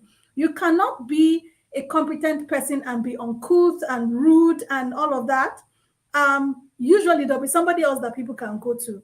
You can also not just be just be known for niceness, and you don't have content and you're not delivering. It's not going to work, right? So trails of goodness and competence on your journey is the way that I would say that you at least have a good reputation. And when people remember you, they're not cringing. When people remember you, they don't have an allergic reaction. There's some people you think about, you're like, oof, right? Not because they did anything directly to you, but just the perception of them just not sit well, right? And so I think that while I'm saying, everybody says your visibility, your brand, your personal brand, you need to build it, but that brand needs to be on a foundation of competence and a level of civility or goodness. Otherwise, I think it's just emptiness, right? So that is the first thing I would say. As you're packaging, make sure that you're packaging something quality. You're packaging competence, which means you're going to put in the work, which means that whatever it is that you're doing, you strive to be as good as possible at it. I love what Tutu said. She said, look, I might not be able to do dashboard, though, but give me an event, I will execute it to the T, right? I might not be the best person at A, but B, I would die on that hill, and everybody knows that I would do that thing excellently well. And so I think it's important that you have that at your core. And as you go along, make sure that at least you're civil. You don't have to be the happy-go-lucky. I mean, I'm quite friendly and energetic and all of that. So I think that to an extent, that has its advantage, right? You know, but it's also possible. There are also days that I'm not happy and I'm not feeling great. But there's a minimum level of civility that we owe each other. You know, not that you just shout, you're not in a good mood, so you're not shouting at people. People are talking to you, you're responding very rudely. The things that hold us back are mostly self-inflicted. And so what is within your control? The way you respond to things is within your control. Regulating your emotions and your mood is within your control. Making sure that you build competence and credibility is within your control. Making sure that you intentionally connect with people not as a user, but as a, is there a way we can exchange value? That's within your control. Everything else, I may be praying to God for favor too. That one is within your control. Everything else is out of your control, right? So focus on the things that are within your control that you can, at least add to your toolkit that makes you desirable. People want to work with you. People don't mind being around you. And because they have pleasant experiences of you, as Tutu said, in those rooms, they think of you. Do you know how many times people come to me and say, oh, I'm looking for, do you know anybody that, I don't know, fill in the gap. Do you know anybody that writes well? Of course, there are many people that write well, but the people that come to my mind immediately are people that I've had pleasant experiences with. Maybe I just met them, I commented on their picture and they just say thank you, or I DM them, I see something that they've done and I, message them and the response is warm. Or I meet them at an event and I just say, oh, you look nice, and we hug. Just random things like that. Those are the people I remember. Not because I'm intentionally keeping a list, but we block out negative experiences and we always remember, just pleasant experiences. So whatever you do, make sure that people's interactions with you are pleasant. Whether it's by the quality of the work that you deliver or the experience that you give them just by interacting with you. I believe that those things really in this whole campaign, because there are people I don't even know that were campaigning for me and they'll say, oh, my sister said, you did something, or this one time I saw you, I said hello and you were so warm to me 5 years before I even thought about running for president. So I would just say in cultivating relationships, work on the things that are within your control, people's experience of you. Make sure it's always pleasant. Make sure you're delivering quality. And as I said, don't build relationships when you need it. You need to build it before and service those relationships. How do you service relationships? Very quickly. If you have a mindset, like Tunde said, how can I help? How can I add value? If that is your constant question, every time you see someone that you interact with, you will think about how to add value to them, right? So I'm thinking now, how do I add value to a person? They're in a particular industry, you see a news article, you send it to them, right? You're in a place and they're talking about, oh, who are the people that do this thing well? You mentioned them, and you don't have to, I mentioned your name, but it will come, they will know, they will find out somehow. They're working on a project. You ask a question, how can I be supportive to you? And I saw somebody do that in the comments, and I really, really love that. Someone asked Tunde, how can we support the cause? That's how you build goodwill with people, by asking for opportunities to serve, by proactively serving them and supporting whatever it is that they're doing. A lot of older people now, if you just ask about their children, you've won, because their children are very important to them. Like imagine if I ask Adeora, how's A doing? Whatever it is that she was thinking about, she's going to start smiling because that is someone that is very important to her. I've asked, and it will generate a good experience of that interaction. So seek to serve, seek to add value. I know a lot of us have been taking advantage of in this, oh, I want to serve. Somebody will now use you, turn you to free PA and collect your money, send you on errands, not give you your money back. There are ways to, put boundaries there, but there are also non-monetary ways of adding value. You see that somebody has a speaking event, put it on your story. It doesn't cost you anything. You're already on Instagram anyway, you're already spending data. You come to this event, let me give you free expo. People that want to follow Adeora, just put all her nuggets, create one Canva thing, put it, at. She will repost it. She has a positive experience of you, even if she's never met you, and she'll remember your handle, right?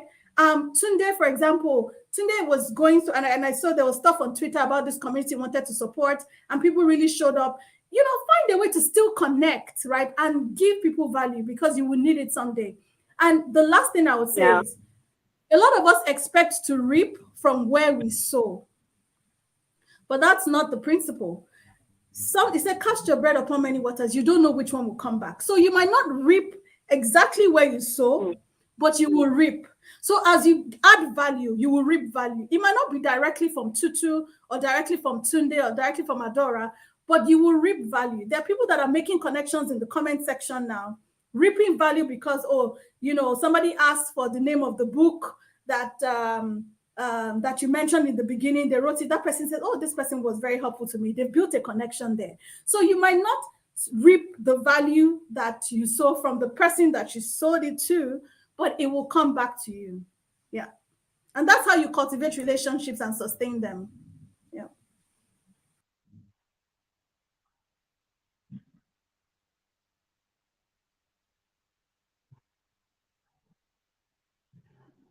Awesome. Wow.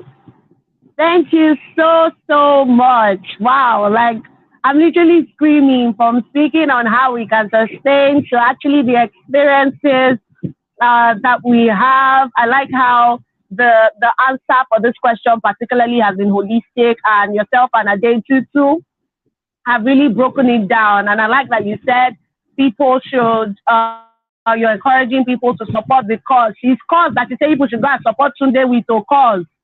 So moving on, I'm going to come to you, Adeora. When I was checking out the bios and going on Google, I mean, I've heard about Adeora, but when I read her bio, I was not seeing rap. I thought she's a rapper. I went on YouTube. I was seeing music. I said, how many things is this woman doing? I went again, illumination, community, social good. How many things are you doing in this life? And there's this thing they talk about being a multi-potentialite. I think Adeora is a living multi-potentialite. How are you able to manage these different expressions of you? I mean, I saw the rap. I didn't really do one rapping. I think somebody's talking from her. It was her rapping, doing all these things. And while at it, you're excellent. So how are you able to manage different expressions of you at the same time? Because trust me, a lot of young people, the word right now is rampant, multi-potentialite. So how are you able to manage the different expressions of yourself? And my electricity decided to go off because you were watching me too much. And they were like, it's a lie. So anyway, so I think that, multi-potentiality and, being multi-talented is only a problem. Nigeria, no wala. Yeah. So I think multi-potentiality is only a problem when you think about it in two ways. When you think that you have to monetize it, and when you think that you have to be continuous with it, right? And I want to explain continuity first, right? And then I'll tell you how it works for me, right? One of the things that I found is people tend to think that consistency is the same as continuity, right? The truth is, when you have a talent and a gift and you want to express, because we're all multi-purpose beings, we have so many talents and gifts. And the truth is, there's always going to be a part of you that is unfulfilled if you don't let it out. We were born to let it out. We have to express it. That is part of our makeup as human beings and as spiritual beings, right? And so keeping that in mind, you have to know, like, when I'm going to put out these talents, first of all, I'm not attached to my talents, right? I realized that they're not for me, they're for me to put out there, right? For other people to benefit from it. And so in that light, you know, when I start things, I don't necessarily think that I must continue it. And I think that's the issue that people have, is that they think that if they start, the reason why people don't start podcasts is because they think that if they start a podcast, they must continue it, right? So they don't realize that you can do episode 1 to 5, and for the rest of your life, that episode 1 to 5 has done the impact, and there's a ripple effect, and it's always going to continue to impact people. People will continue to listen to it, right? The reason why people don't write books is because they think they need to write a full book. They don't think they can write an ebook of 20 pages and put it out, so they never birth it, right? People don't sing, they don't rap, because again, they think they need to be a full-time musician, right? So that's continuity, and that's something that I feel like is even worse than imposter syndrome. Because if you always say in your head that, and this is because we were taught that you're unserious if you don't continue something, right? So we always operate from a place of fear when it comes to birthing our talents and to, you know, using them in this world. And so that for me is one of the things I want to put out there. The second reason why people don't express their multi-potentiality is the fact that, you know, they feel like they need to monetize it. So they think they need to make money from it, right? So it's like, I have this talent, I want to use it. Then you start getting frustrated at some point because you're trying so hard to monetize it, it's not working for you, and you're like, I'm just going to abandon this talent and move on to the next one. Not all your talents are meant for you to make money off of it, right? And so when you realize that, again, there's no pressure. There's absolutely no pressure. Like when I create and I put out the things that I put out, I know the ones that I'm trying to monetize, and I know the ones that I'm just birthing, right? Because they make me happy, they have some level of impact to others, and quite frankly, sometimes I'm bored and I want to do something, and that's okay as well. Like, it doesn't have to be deep, right? It's like, I just want to paint. I just like to do it, right? Like, a lot of my artwork came from a place of just doodling, right? Of just, I'm sitting in a meeting and I'm like, I'm just gonna doodle while I'm actively listening, right? Because that's the way that I operate, because I have to go deep. I have to zoom into what the person is saying. And so I would literally just be drawing, and like, I can hear them. I don't want to be distracted by the visual, right? And so that's how that was birthed. And then people have said to me, monetize. You know, your artwork is so nice. You need to sell it. And it's not that I don't think that at some point, because it's also knowing times and seasons. Do I think that at some point in future, someone's going to say, you know what, Adeora, come do an exhibition in Paris, Dubai, London, you know, I'll do it, right? But is it like a priority for me right now? Absolutely not, right? So you need to know your times and seasons, you know. And so how do I do it? So now I'm going to go into like how it works for me, right? One of the very early things that I realized is that as a creative person, you have the ability to be both left-brained and right-brained, right? And I find that a lot of creative people, and what I mean by that is creative and analytical. I find that a lot of creative people operate in a space where they believe that if they're creative, they don't need to learn anything else, right? It's like, I'm just a creative. My own is just to create. I, on the other hand, a lot of my background is, funny enough, not in anything creative. Like, my entire educational background is in economics, right? So statistics, finance, all of that kind of stuff. Now, that taught me structure, right? A lot of the work that I did at the very beginning stage, I told you I was trucking. You know what it takes to truck granite from Badagry to FTZ, right? To Lagos Free Trade Zone, multiple runs a day, right? That takes organization. It takes a high level of organization, because you're going to have your drivers who are breaking down on the road at different points in time. You're going to have your clients who's on the other side waiting for the product. You're going to have the truck drivers who have to pick up the granite. So there has to be a process, right? And so for me, a lot of the work that I did in my 20s allowed me to build a level of project management skills, right? My project management skills is exactly what I apply to my talents and what I do. So I'm not just a creative expressing.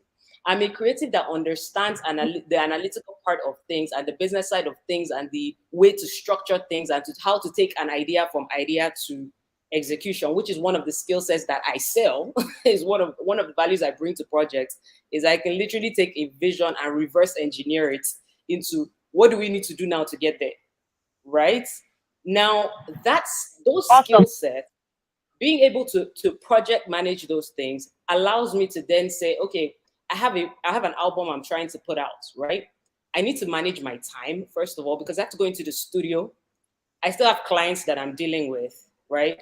I have other things that I'm working on, but I still have to go into the studio and work with my producer. So what are the days that are going to work for me? What is the time going to be like?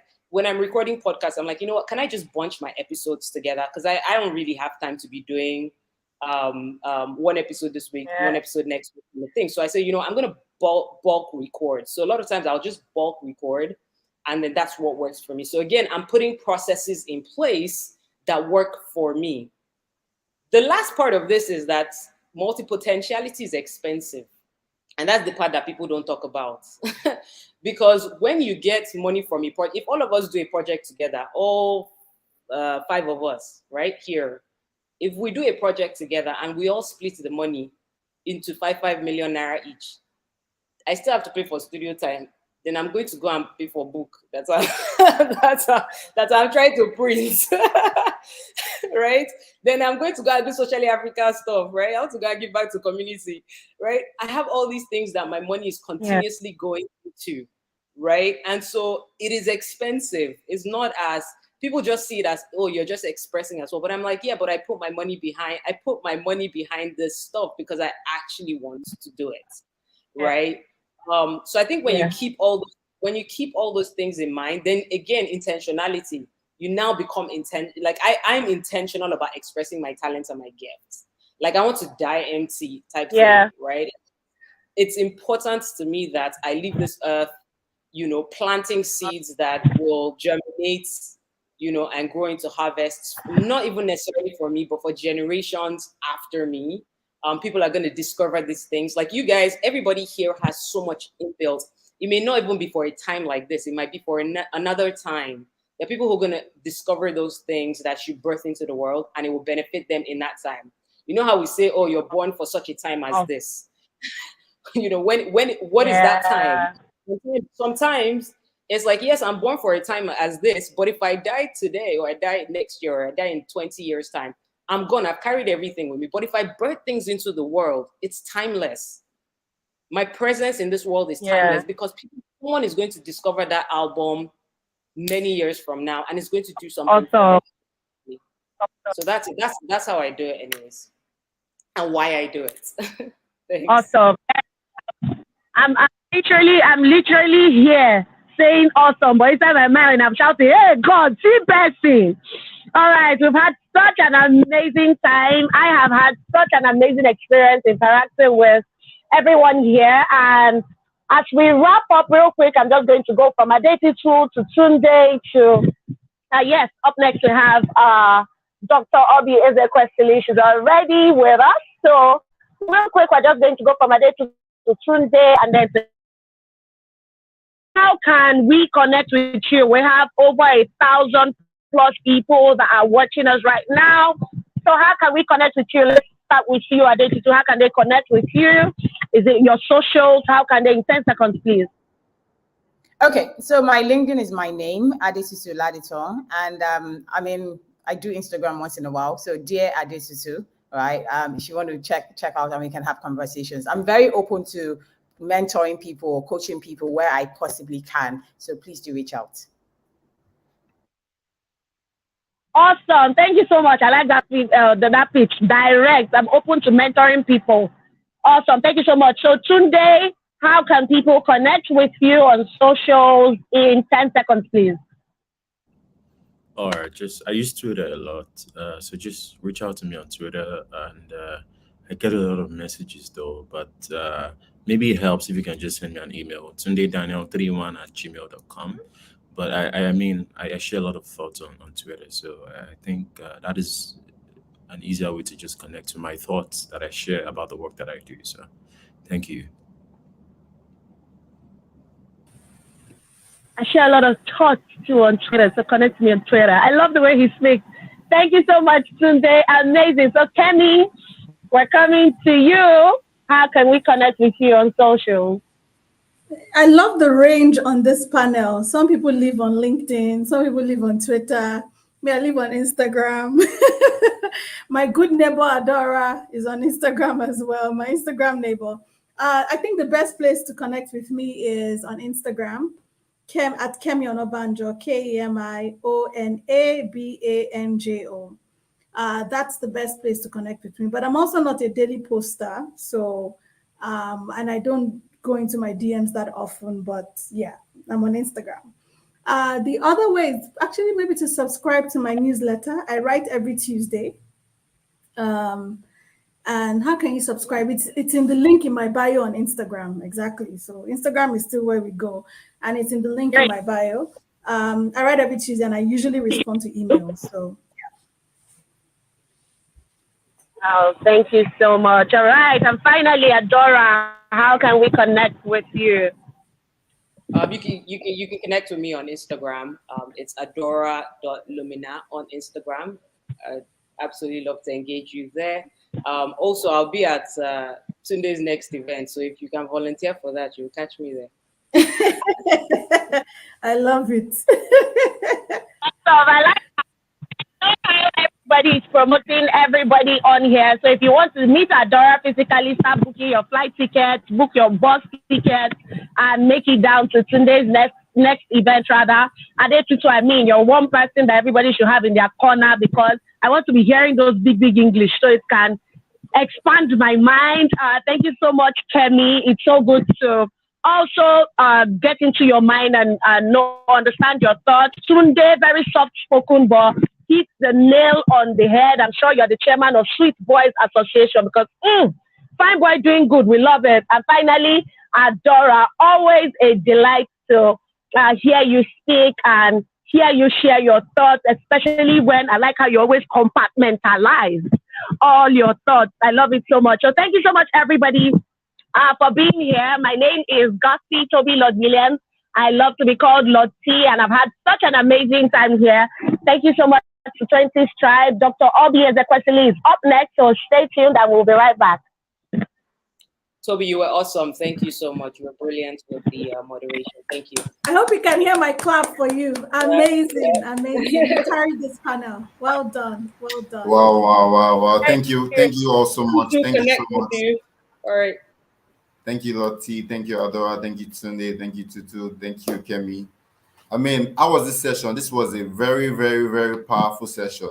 Wow. Please, can I see in the comment section how this session was? Lottie, you were very amazing. I mean, your energy was powerful. Like I could taste it. Well done. Such a good job. I mean, how was the session for you guys? How was it, everybody? And this was, I mean, I really learned a lot about a lot of things, right? How to be intentional, how to try new things out, how to experiment, and how to put in the work. And I really love what they said about relationships, right? And you have to show competence, and you have to show confidence, right? It's not just enough to just want to know people, want to know the top, but you have to be good to them, right? You have to show that you have expertise in a particular area, right? That's how they'll remember you. That's how they want to connect with you. I mean, I can see so many. Oh, thank you, Miracle. It was a mind-blowing. Yes, it was really mind-blowing. Tola says, I learned a lot. I mean, I learned a lot myself. Fumi says, amazing session, so much energy. Yes, so much energy. Chioma is saying, very powerful session. And I mean, I hope you guys took note. I hope you guys will be going over your notes and trying to, taking everything, because everything that was said today was really, really powerful. I mean, big thank you to Lottie, big thank you to all the speakers. Just make sure you follow them. Lottie, what's your handle so they can follow you, and how can they connect with you? At Gusi Tobby, GUSITOBBY across all platforms. GUSITOBBY across all platforms. Hope you guys can hear. Please make sure you follow her, make sure you connect with her. And so that's all with that last session. So now we're having a very, very, very, very interesting session, right? And it's our keynote speaker for this particular day, right? And we'll be inviting the CEO of Twenties Tribe, David, we'll be inviting him up to introduce our speaker and just to talk about what this session really means to us, what having Dr. Oby, what really means to the 20s, and what it really means to our team of building to last. Right. So we'll be having David come up shortly while we talk about that and we introduce Dr. Oby to speak. Yeah, thank you, Gloria. It was so motivating. Thank you for joining us. Please make sure you like this video. Make sure you subscribe to our YouTube channel so that you keep on following us and seeing the things that we're doing. Yeah, Chidera, so motivating. Thank you, Janet. David, welcome. Sorry, I can't hear you. Sorry, I didn't know I was muted. It was so good. I'd like to see the comments, actually. I mean, it was amazing. Thank you so much to Adaora. Thank you to Tutu. But I actually loved Gusi's energy also. It was incredible, man. We also had Kemi. She was mind-blowing. And all the other panelists, thank you so much. These sessions were just good, and I'm very grateful to all of them for having. I'm definitely going to be listening to this over and over again. Sean, thank you. Thank you for hosting us. Thank you for doing this. And to everyone who's listening, who's joining on YouTube, on Mixlr, on LinkedIn, thank you so much. We had kind of like glitch earlier when we started, but I'm grateful that has been over right now. So tomorrow also we're going to be having incredible sessions. So Sean, what's up? How's it been for you, though? I mean, it's been amazing. I mean, it just shows like what it takes to really build something that lasts, to really build our careers, our lives. Because we spoke a lot about relationships, about our career, about the multiple talents that we have, and I mean, it was really amazing to see that. I mean, you don't have to get it right immediately. Like they also experimented. You saw the I think co-founder of Nomba. It didn't just start raising money all of a sudden, right? There was a process to it and everything, right? So David, I mean, we're having an amazing session next, right? And I know that we spoke about it, and this session we've been waiting for.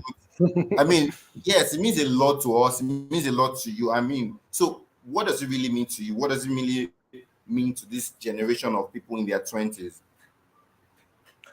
Building to last, the theme for this conference, this summit, is something that is very dear to our heart as a community and even a team. Right? We realized that a lot of young people actually were skipping the gun or dropping the gun in terms of building in their relationship, in their finances, in their business, in their career, and they weren't really doing the things that they needed to do, right? And we realized that this is the things that we need to do and bring this as a topic. That's why we said building to last, so that young people can know that it's not about a 2-year, 1 year, or a 6-month game. This is actually a long-term game. And that's why we brought like an array of speakers in different fields, like in business and career and NGO, and even people who have experience for over 30 years, right? And just like our keynote speaker that's coming up, and she's in the building. In case you guys don't know, you want to share, you want to tell your friends that we have Dr. Oby in the building already. She's going to be coming up really shortly, right? And so we want to let young people know that this game, it's a long-term game. It's not a 1 week, it's not a 2-week game. You need to build. In your relationship, you need to build. You need to communicate. In your career, you need to give excellently well, right? You need to have moved from a level of confusion into clarity in ensuring that you're executing excellently well, right? In your business, you're doing well. You are doing business is not because you just have some bomb idea, but because you actually have found a real problem that you are there to solve. And that's how we'll become a great nation, Nigeria, and even by extension, Africa. And so that's why we are doing this conference. It's called Building to Last. And I can't think of any better person else than actually to give the keynote speech for this session, Dr. Oby. So guys, I mean, I'm really excited. I'm sure that everyone is excited. I can see the comments. It was a mind-blowing session. And I know that everyone, by the time we got the confirmation that Dr. Oby was going to be speaking, man, I was literally screaming all over the place, because you remember I called you, right, Sean, to say, man, we have Dr. Oby in the building, right? And so I'm so excited. I'm so looking forward to it. And I just wanted to say a shout out also to Juliet. I see her in the studio. She's also been here from the beginning of the session, guys. We've had the director of Google also in the building in the session from the very beginning. So thank you, Juliet. I see you. So Sean, just right to it. Thank you. Yes. So the video to introduce Dr. Oby will be playing shortly, right? And I mean, please, I want you guys to really let us know how excited you are to receive Dr. Oby. I want to see something in the comment section. I want to see fire in the comment section. I want to see the excitement. I want to see the work, because I mean, this particular keynote section is going to be really amazing, right? And the video we're playing, I can see it, an eye opener. So the video will play up shortly, and after that, Dr. Oby right after that video, also we're playing another video by her that it's a graduation ceremony video that she give a speech. So you want to make sure you listen all through the introduction video and actually the actual graduation video that she spoke. So technical team, can you please just play the video? All right, I can see the fire. I can see the fire is about to be very lit here. Oby Ezekwesili, an economic policy expert, is a senior economic advisor of the Africa Economic Development Policy Initiative and one of the co-founders and pioneer directors of Transparency International, the Berlin-based global anti-corruption organization. Oby is currently also the founder and CEO of Human Capital Africa, working in the education sector across Africa. She was a candidate for the office of the President of Nigeria in the 2019 election and became the founder and chairperson of #FixPolitics Initiative, a research-based citizens-led initiative which envisions a country where politics is inclusive, the needs of citizens are prioritized, and democratic principles are respected, such that good governance is the norm. She served in the government of Nigeria between 2000 and 2007 when she was the Minister of Minerals and later of Education. Oby was the Vice President of World Bank Africa Region between 2000 and 2012. A chartered accountant and consultant, she holds an MA in International Law and Diplomacy, an MA in Public Policy and Administration, and an Honorary Doctor of Science degree.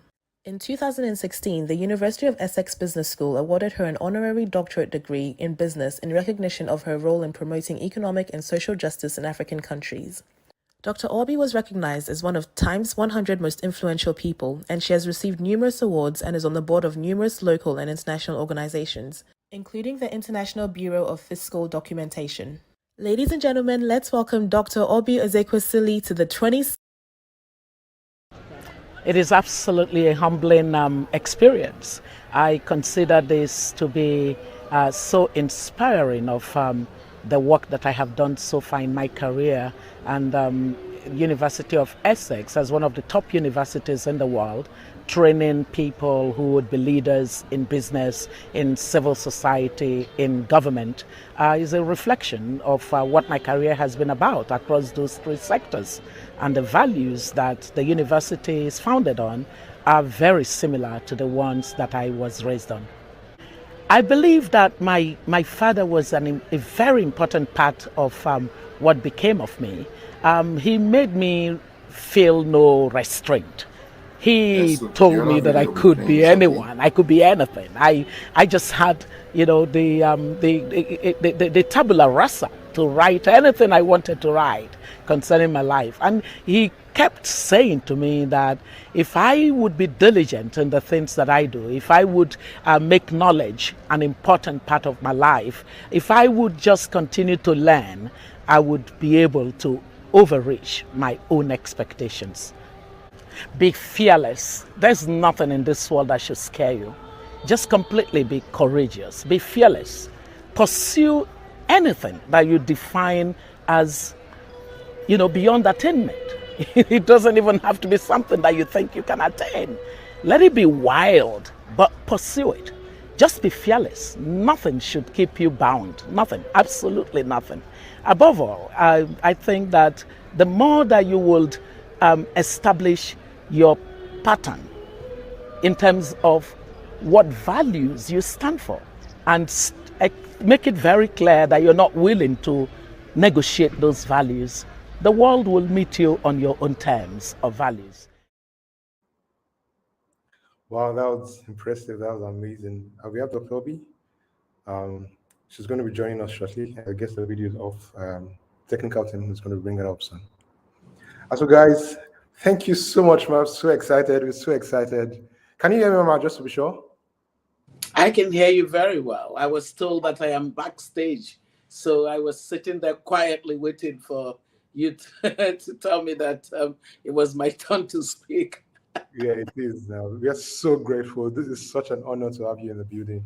Right, so it's over to you, man. So you can just take, and after we're done with your session, we take a Q&A from you also. So I do remember that my session is supposed to last for 20 minutes, or how many minutes?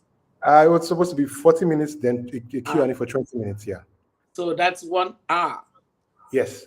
Okay.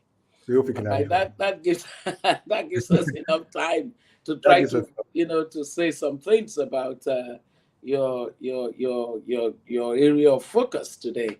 But I want to say thank you so much. I I just had to finally agree to find some way to I make know. this. I know. I travel.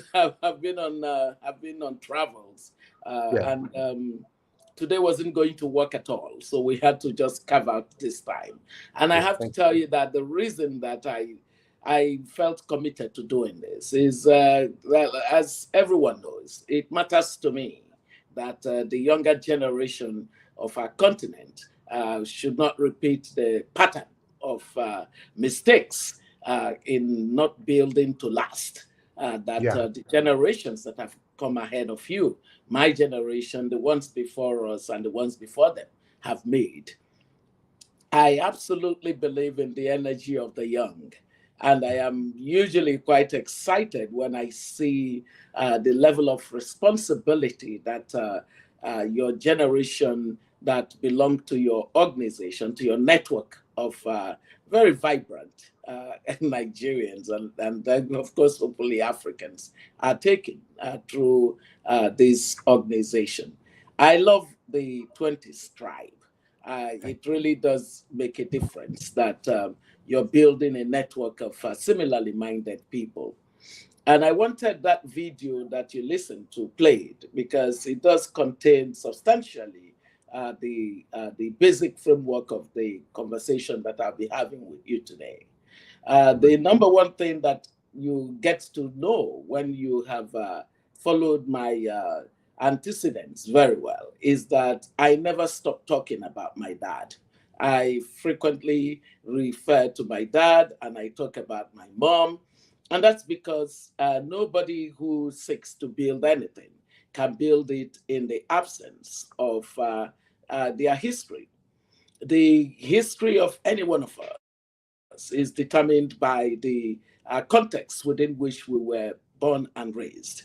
And I was raised within a family system that made the core values, the fundamentals of its building blocks.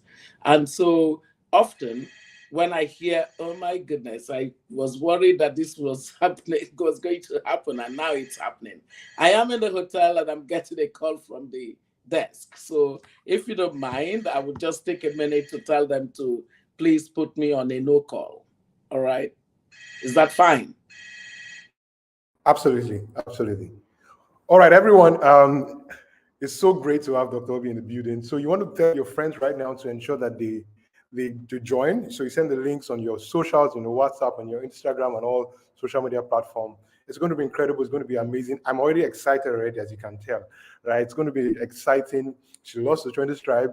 She's excited to do this. I mean, the back and forth into getting her to do this was a lot. Trust me, right? And finally, she agreed. She had to travel in today for us to be able to join, and we are seeing her live do this session. And so I'm so grateful to her. So grateful to the team. And so, guys, you want to share, you want to tell your friends. We have had an explosive panel session. Tomorrow is also going to be extremely explosive. We're going to be having Adewale Williams in the building. We're going to be having the MD of Sterling Bank. We are going to be having Funke Bokno. We're going to be having Omonyo Boli. We're going to be having the co-founder of VFD Group, Nia Adinobi. And we're going to be also having Juliet, who's also been in the building all this while, right? So, guys, you don't want to miss any of the sessions. It's going to be explosive. It's going to be incredible. Share the links, like, engage, subscribe, follow. If you're not part of the 20s tribe, you want to be part of the 20s tribe. We have amazing lineup of events. 20s tribe it's a hybrid of entertaining and educating, just like you can see. We have Movie in the Park, which we co-host. We have exclusive events, movies, hangouts, travels, and all of that. We bring all of this for you because that's why the community exists.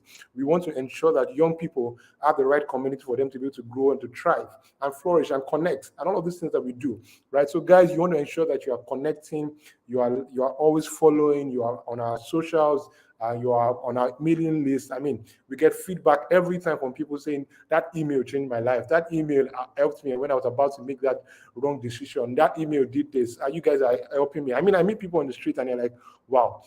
So we're bringing her back now. Thank you so much. I was just engaging while you were away. All right. So you can take it. That was very good. That was very good. Thank you, Ladipo. So I was beginning to say that, the intergenerational basis for building means that your parents, your family does give you the foundational precincts within which you can construct anything. And so when I saw your topic saying, building to last, I thought this is very deep thinking on the part of these very young ones. Building to last essentially means that you're already thinking of lives that have that have a sense of legacy, a sense of impact, a purposeful life that is really defined and shaped by a sense that it is not a fleeting passage of history that life is made of, but that life ought to be intergenerational in the way that it achieves the things that truly matter. And so when I was reflecting on your topic, I said it would be good to start definitionally by saying that when we say building, it's an action word, and so it is to build, and building meaning present continuous. So we're not. It's not about build. The parents built. Now the children are building. And so this action word of to build something that is lasting means that we're talking about the capacity of individuals to create, to assemble, to bring together component parts into meaningful construction of either something physical, something mental in the form of an idea, something that is human in the form of human capabilities that will endure, lasting. It means, therefore, that we're talking of people who really consider profundity of life to be more interesting than the idea of building things that are transient. The fact that you're not you're not focused on making it in life, because that's the language you sometimes see people use in very cavalier manner. I want to make it. What do you want to make? Building to last. Is definitely different from I want to make it. I want to make it would usually be people who often associate life as being a series of transactions. And that's not what you're about. And that gives me a lot of joy. So when I looked at your topic and saw that your 4 areas of focus, business, career, relationship, and network, as well as finance, I came to the conclusion that you are interested in the wholesome, the wholesome life, the life that is in as many ways complete as what, for those of you who know the Bible, the Lord actually expressed that He would like us to prosper, be in our mind, in our bodies, in perfect orderliness with His purpose for us. After all, when you think of the lasting that you spoke about in your topic, it reminds you of Jeremiah saying, listening to God say to him, I know the thoughts that I have toward you. They are thoughts of good, not of evil, to give you an expected end. And so you are looking at an end that is very enduring, not an end that passes and has no mention into the future. So having laid, because I like laying context so that the people that I am interacting with and myself are starting off on the same page. Having done that, I just want to believe that I have captured the essence of your thinking Caleb, give me a feedback. Is this in the direction that your mind was working when you thought of this topic and making me your keynote speaker? Or it is not? Let me know before I continue. Caleb, are you there? Yes, David, I am. Yeah, thank you. Oh, David, my goodness. So I've given you your friend's own name, huh? Yeah. Sorry Thank about you. that. Okay, Right. very good.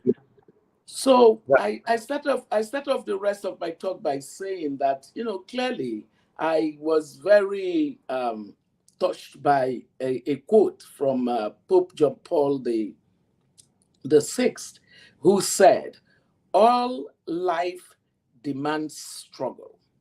Those who have everything given to them become lazy, selfish, and insensitive to the real values of life. The very striving and hardworking, hard work that we so constantly try to avoid is the major building block in the person that we are today." In many ways, what Pope Paul was saying, Pope Paul VI was saying, is that everything about the effort that we put into life is the basis of the major building block that we represent as individuals today. I also like the fact that one of the great actors in Hollywood said something like this: "Money doesn't mean anything to me. I've made a lot of money, but I want to enjoy life and not stress myself building my bank account. I give lots away and live simply, mostly out of a suitcase in hotels. We all know that good health is much more important." And then to round up my quotes that I wanted to use as I enter into my own independent thoughts on your topic, I would like to talk about what Miles Monroe said. Miles Monroe, as you know him, was a great teacher and a servant of God. He said, "True leaders don't invest in buildings. Jesus never built a building. They invest in people." Why? Because success without a successor is failure. So your legacy should not be in buildings, programs, or projects. Your legacy must be in people. Well, in many ways, this defines exactly what you are about. You have built a network and continue to expand your network of human beings who come from different levels and range of talent to create a momentum for the kind of improvement and progress of society that you want to hand over to the next generation. I think that most of you, being in your 20s, I think that's the generation that are regarded as, you're not yet the millennials, you're not the millennials, you're the Gen Zs. And the Gen Zs are known for being radically different from the appearance, because your history is so absolutely different from the history that your parents had. You are much more open to new ways of thinking things. You're the disruptive generation. You're the generation that's not held bound by any rigidities. You break down frontiers and you create new trails. Your definition of work is different from our definition of work. While our generation always saw work defined by the level of stability that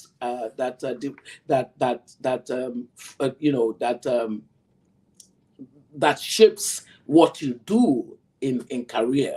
Your own is the very antithesis of that.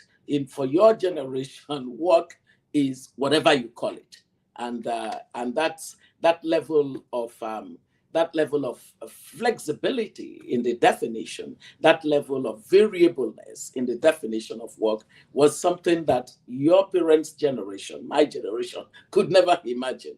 If you were in my generation and acted like a Gen Z at that time, your parents would be crying because everybody would say she doesn't have a job or he doesn't have a job. But your generation is the most creative of generations that we have seen so far. And so you are able to shape, you're able to frame, you're able to create, you're able to co-create solutions to problems that people did not even realize they had until you shaped those in fact framed those problems and created solutions to them. So this is the context within which my original thought goes. It goes to the effect that for me, I believe that building to last is simply about an individual who, self-possessing and knowledgeable of the skills and the talents that they carry within them, are able to define the kind of impact that they believe they can have on the world in the course of their active lives, So basically, an individual builds to last to the extent that they are curious enough to understand who they are and what they possess, their unique identity, and the capabilities that they can unlock and unleash in order to solve problems that are outside of themselves. Because clearly, the individual who is building to last is one who is not building for self, because self has an expiration date. But when you build beyond and outside of yourself, then you are building to last. Now, to take this original thought further, you have often heard this conversation about we need institutions, we don't need individuals. It's a fallacy to think that way, because the individual who builds to last is simply an individual who invests in ensuring that their thoughts, their ideas, that their values will outlive them. And it is those values that ultimately create the environment within which a people begin to do their things. That is the basic definition of institution. An institution is the way a people do their things. And so in this, your group that is called the 20s tribe, there is a way you do your thing. It is not about your individual selves, but it takes your individual self to begin to create the way that you do your things. And over time, the thoughts that you create become coalesced into the way that the people do their things. That's when institutions emerge. And so I just want to make a very strong point for you that individuals matter for institutions to emerge. When institutions emerge out of the thoughts, out of the ideas, out of the creations of the individuals, we say that you have built to last. Because in your absence, your thoughts, your pattern, your ideals, your values, your ethos, and the principles that you have established as being ways that ensure progress of society will continue to support the progress of society and go from generation to generation. I want to bring some personal dimension to this by saying to you that in recent times, I've found myself saying to my husband that, does it mean that I spent 6.5 years of my life in government, doing the respective work that I did without it being valuable to Nigeria. Because when I see people who say to me things like, oh, you know, some of you are too young to remember that the first thing that I did in government was the reform of our public procurement system, which was a complete disaster. It was a corruption zone. And so nobody was willing to talk to Nigeria about debt reduction, because the countries that we were owing simply said, Nigeria earns revenue from oil and fritters it, it squanders it. The Americans said to myself and my professor at the Kennedy School, when we engaged them on the matter of debt reduction, that Nigeria is a case of a profligate nation. And so if we Americans should give debt reduction to Nigeria as is at that time, sadly, it has repeated it again now, that it would amount to what economists call moral hazards, which is when a person behaves recklessly and you reward the person for reckless behavior. You more or less are incentivizing people to behave badly and not bear the consequences of their bad behavior. And so when they said this, we knew we had to help Nigeria from the Kennedy School at Harvard to actually create a new trail of being a prudent country. And on the basis of that, I returned home to Nigeria and began to design what we know as today, you know it as the Bureau for Public Procurement, because from designing the due process, which reformed what we were doing, what Nigeria was doing with its public procurement, I then led the team to work on the act that you today know as the Bureau for Public Procurement Act, and then of course the Bureau itself with the people that work in it. So that work was an important piece of work. It was in that work that they began to call me Madam Due Process in the country. And one of the things that's interesting in the light of what we're discussing today is that when people would call me Madam Due Process, at that time, it annoyed me. The reason it annoyed me was that I didn't want my individual person to be the idea that we're trying to create. We needed to create that idea to stand on its own, to be independent of me. And so calling me Madam Due Process was going to wrap a vision around my person. Now, to build to last must be outside of your person. You must decrease so that the vision that you're building should increase and should outlast you. That's a key point that I want you to take away. Now, going to that conversation with my husband, as you know, after the due process, I went on to, I also then did the work of bringing transparency to the oil, the mineral and gas sector by making sure that Nigeria signed on to a very important global initiative on extractive industries transparency initiative.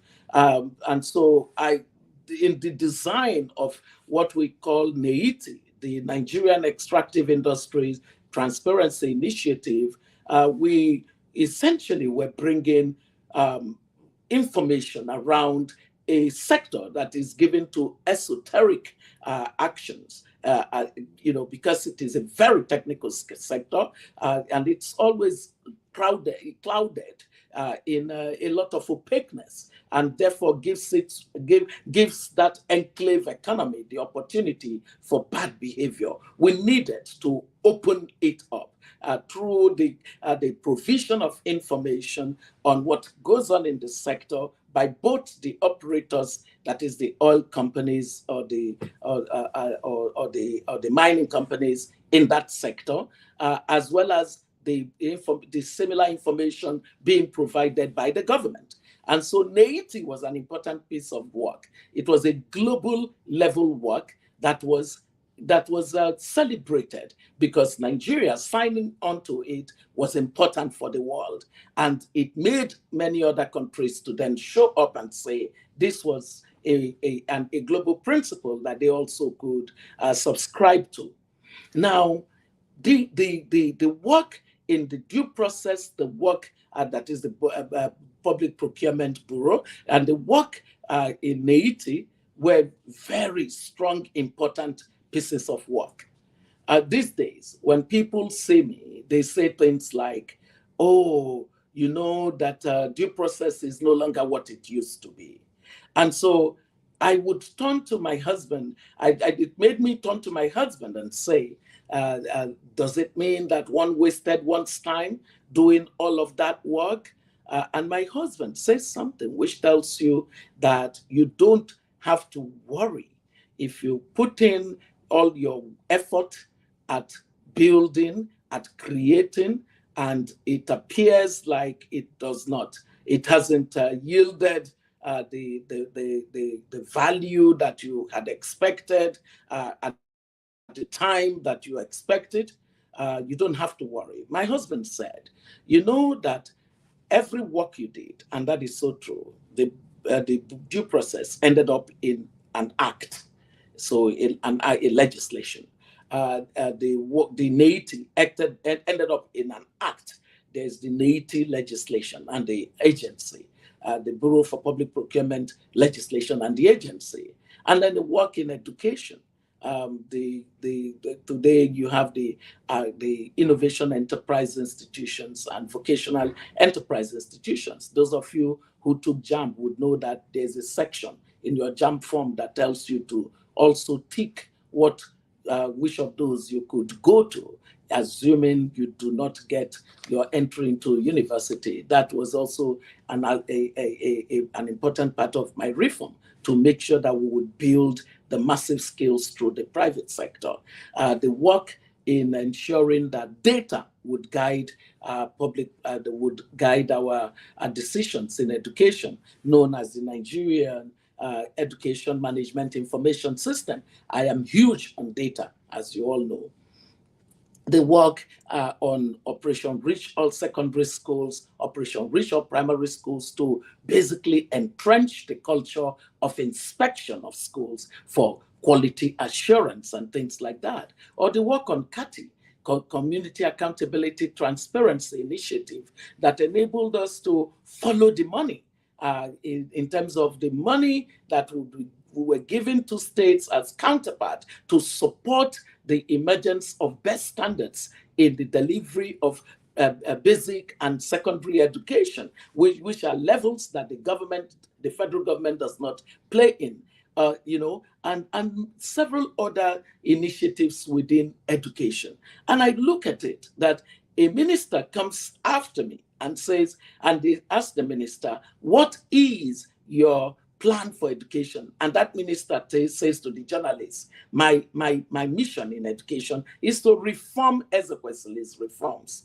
How could it be that the reforms that were supporting the emergence of our country into a competitive and emerging economy model, being that we needed to build a human capital to get to the class of what we were saying of Singapore, of other countries, South Korea, that were contemporary nations to us? How could it be that it is to reform those reforms that a successor would put his energy toward? And then you look at in mineral sector, when I was Minister of Minerals, at the work of the airborne geophysical survey that covered the entire country. It was the only time that a comprehensive airborne geophysical survey of the country was done, so that we could get the real data. It was through that work that we found the credible data that Nigeria had 34 classes of minerals spread across about 406 locations in our country. So and then I basically changed the legislation for the sector.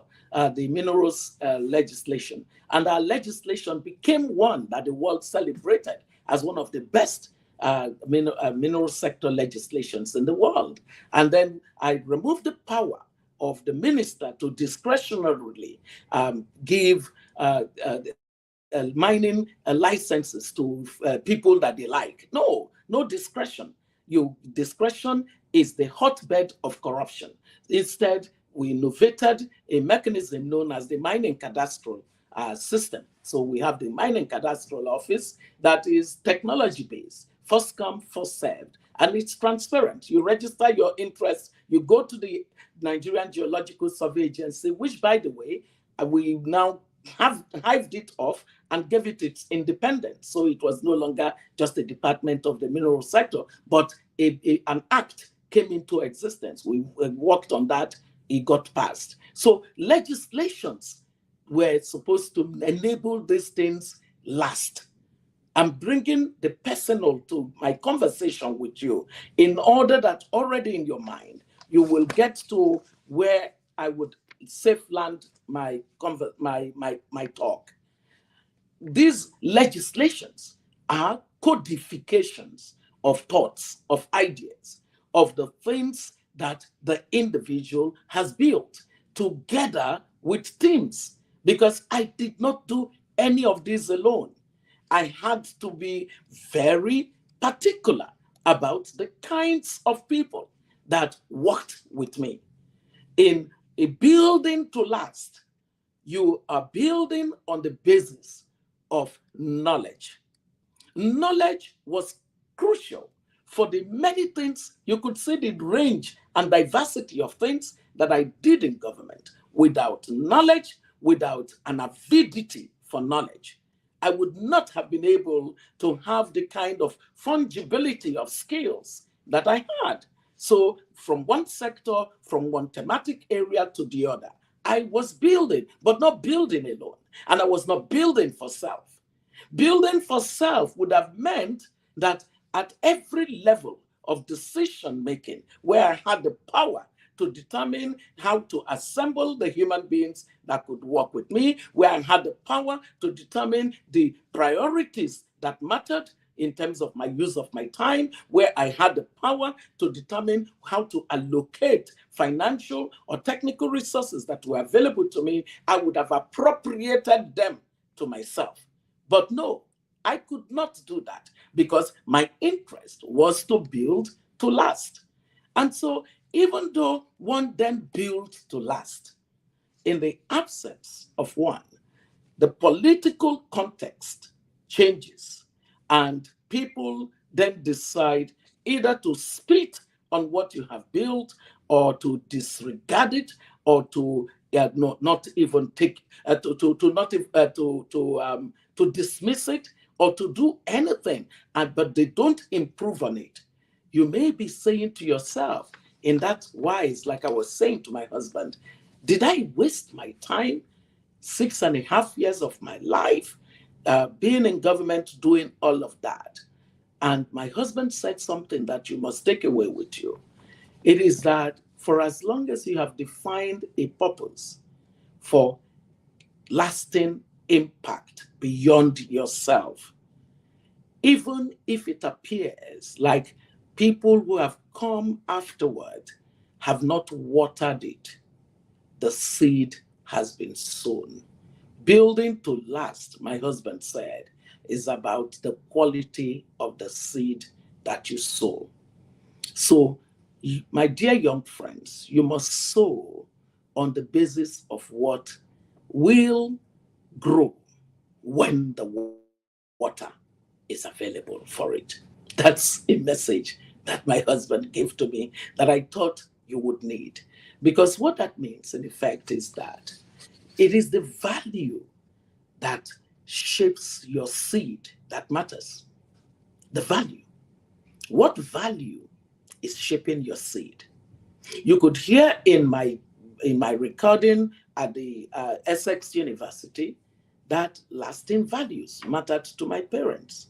And so they raised me on it.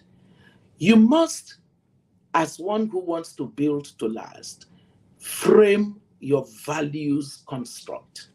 Your value spectrum should be such that reflect what my father said. My father always said to us that character is a lasting currency. Character is a lasting currency. In effect, my dad said to us that every other thing may fade, but character will always last into the foreseeable future. So it means, my dear friends, that in whatever you are trying to build, whether you're building for financial breakthrough, or you're building for family, or you're building for career, you're building for your networks, you must have some fundamental values that are non-negotiable, because that is the basis on which my father also raised us and said that it is entirely okay to change your view, to negotiate your view on a matter when you are offered superior argument or information that you did not have at the time you formed your original view. That is the hallmark of the educated person. At the School of Politics, Policy and Governance, which I founded and run with a number of incredible Nigerians today, we do say that in God we trust. Every other person, all others, every other person must come with their data. So if I am given data that I was not privy to when I had a particular perspective, I must be humble. It's another value, humility. I must have the humility. A person who is intelligent is a person who is humble, because the humility is based on the fact that you know the limits of your knowledge and you're grateful to be given new knowledge. And so when that's given to you, you must frame your new view on the basis of superior information, new arguments given to you. However, my father did say that you must not negotiate your values. You can't negotiate your values and build anything that will last. If you have moral flexibility, if you have values flexibility, it cannot build anything that can last. Because the foundation of your building, which is your values, they form the foundation of the building, of the creating, of the product you're creating, the solution you're creating. If the values are flexible, then there is nothing that can endure with such. So that is an important takeaway that I hope would be meaningful and valuable for you into the future. Another thing that I want you to take away is the concept of collaboration.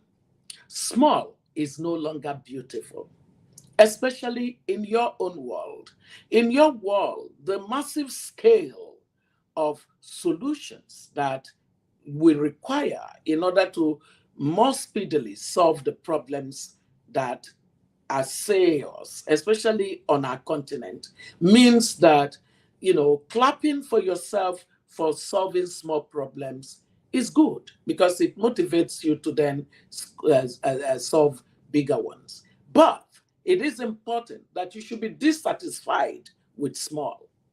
The reason that I say this is that we have tended to be people who allow the world to define for us a range of limited victories that they expect of us. In other words, a minimizing of our capabilities.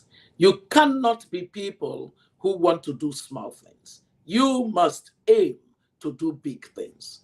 For you to do big things requires collaboration. It requires cooperation. It requires partnership. And this is where I say to you that building to last is even more guaranteed as to be a currency that lasts when you understand the power of partnership as a resource. Many people, when you ask them, what is the barrier to your building your idea? They immediately say to you, money. Run from such people. Finance is not the most important resource you need for solving a problem. There are 3 resources that you could potentially solve a problem with.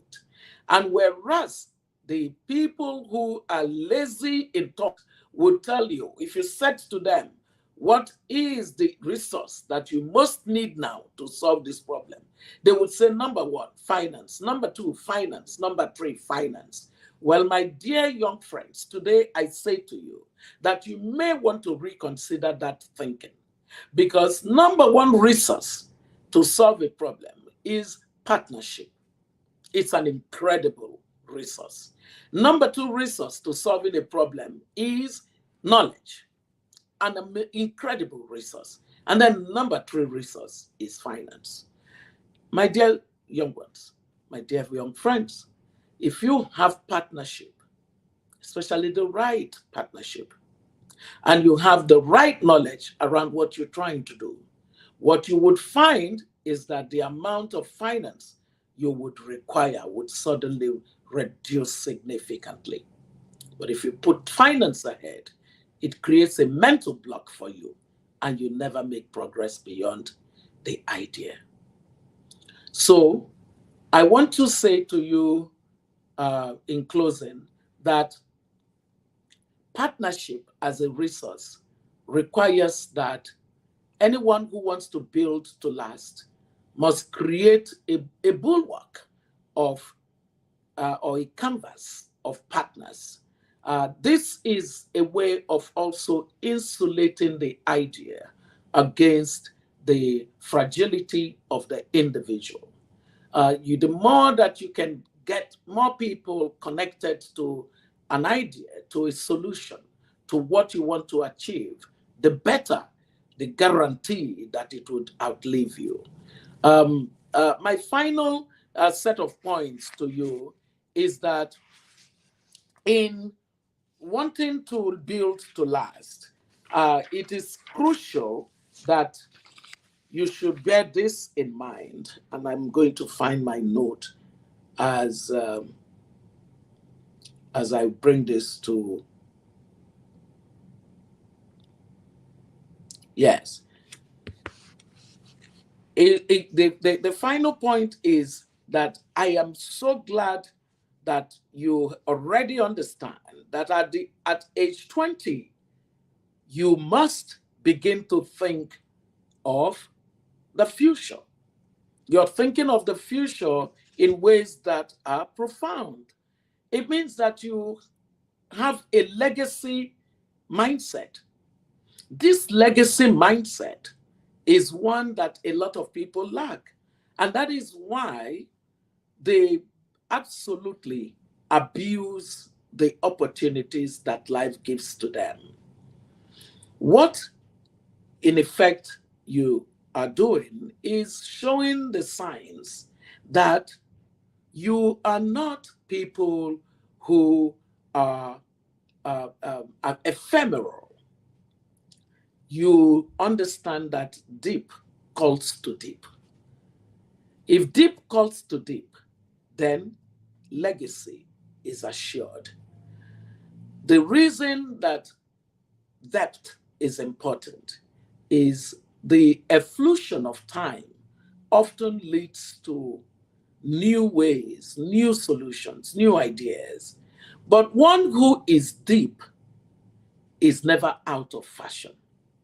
So I do congratulate you that even though you are young, you already have a mindset that will continually find new ways, blaze new trails. Things that are built to last don't happen occasionally. They are not episodic. You go from one level of building and then leaving for others to continue to another level of building. I just imagine some of you that are members of this, your tribe, 40 years from now, with the kind of legacy mindset you have, it would just be incredible. I don't know whether if I'm going to be here 40 years from now. Next year, I'm going to be 60. But I can just imagine how so much the continent will flourish with people who are building outside of themselves. Because the greatest tragedy of our continent has been the fact that we have had people who think that life consists in the abundance of things they possess. That is not a building to last mindset. If it is about the abundance of things you possess, those things will rust. Those things will depreciate. Those things will disappear.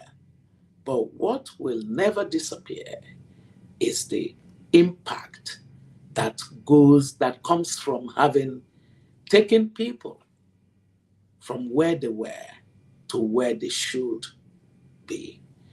I tell you a last quote, and that last quote, no, I tell you the quote from my mom before I tell you the last quote.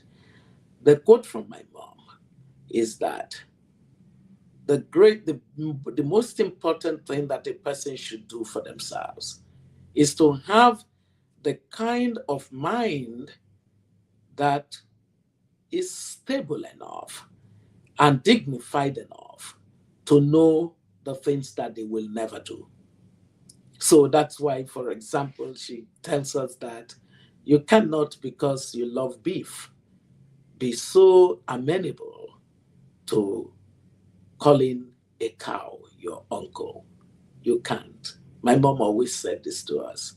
So you must not call a cow uncle because you would like to get a piece of beef. Dignity is everything. For a lasting legacy, for building things that would last, you must be a dignified individual, as my mom would say to us. And I've lived that life of allowing the fact that I don't account myself to be wealthy does not in any way limit me, because I grew up in a family where we were told that even though we had no significant amount of material wealth, but that we were wealthy in values, and that meant a lot. When I look back and I try to see some of my father's and my mother's contemporaries, I see that what my parents prepared us for is happening. They say to us that at the time that our values will still be taking us on, we would look behind and suddenly realize that some of those who wore the best clothes when we were growing up are not even anywhere close to where you have gone. So it means that the abundance of the things you possess will not be the basis of the lasting legacy that you've already started building for yourself. And so I take solace in the fact that you're living out what my father says, that the only use that privilege gives, the only usefulness of privilege is that we can use our privilege to bring those outside of privilege into privilege. Everything that your hands have found to do, that you want to see last, for as long as it is toward expanding opportunities for those outside of the privilege that you all have, you, my dear young ones, are already building to last. I thank you very much.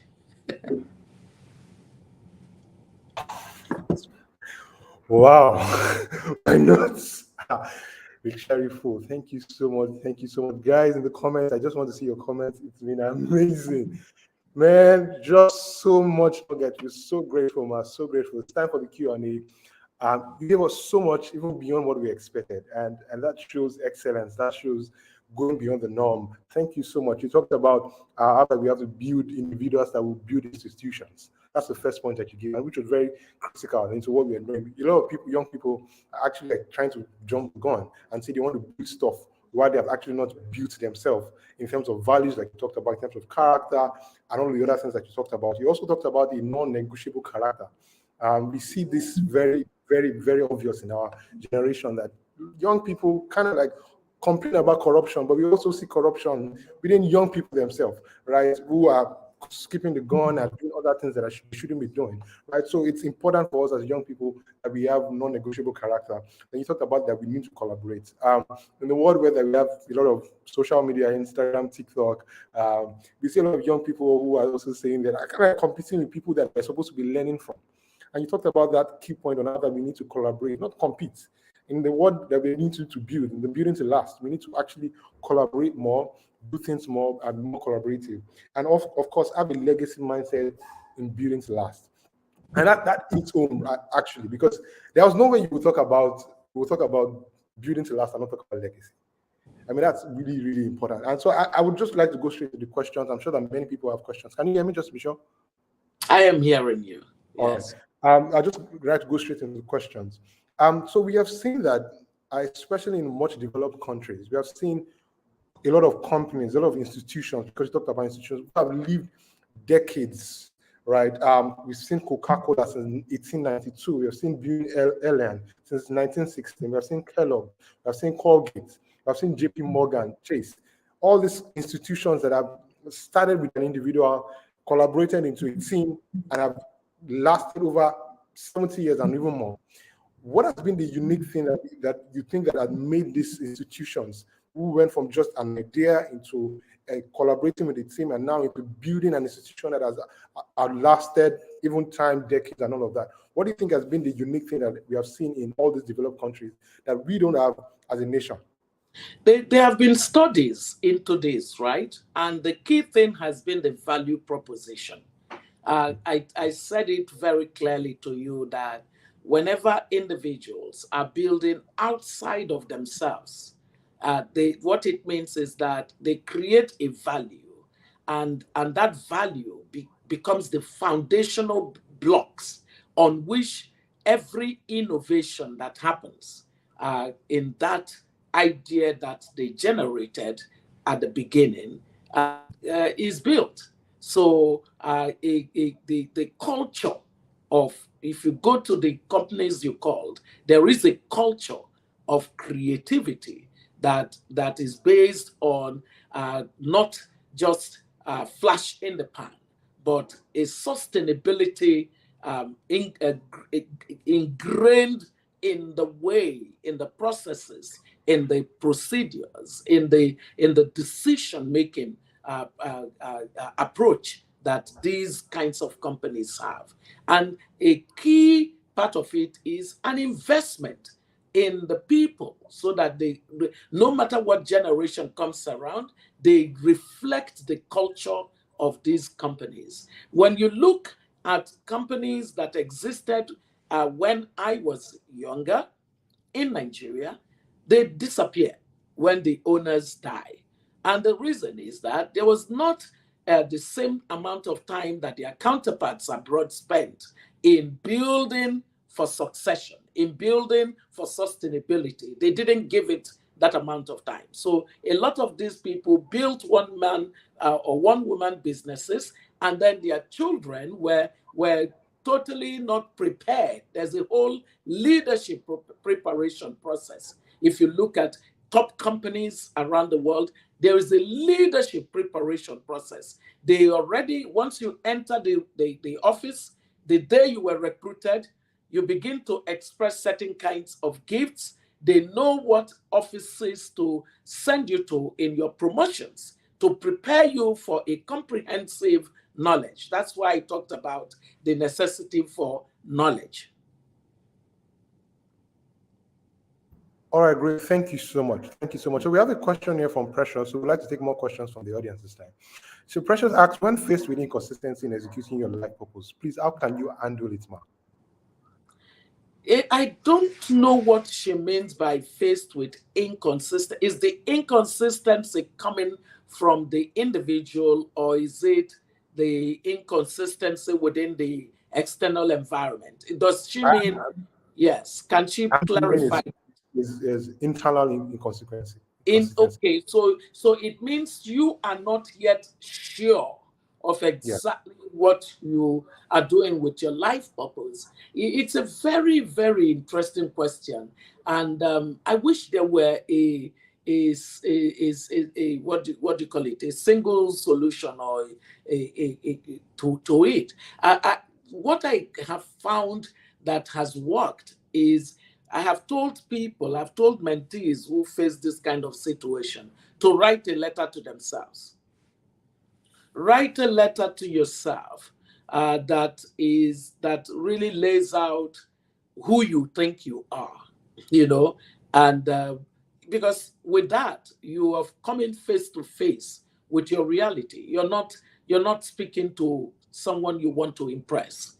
You're facing your demons, as it is called. So that tells you immediately what you're lacking in. If it is that you are easily distracted, if it is that you're busy envying the field of other people, therefore you are constantly evolving from one thing to another thing, no stability of character, then you know that clearly you are a confused human being.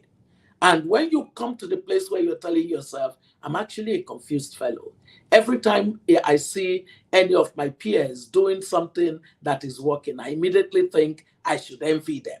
I immediately think I should, I should compete with them. No, then it's at that point you are saying the truth to yourself. To yourself, be true through that letter that you've written to self. And that letter will then point you to the direction that you should follow. And in that process, the next thing would be, who do you believe in? Number one belief that has helped me in life is that I actually believe in the Lord Jesus Christ.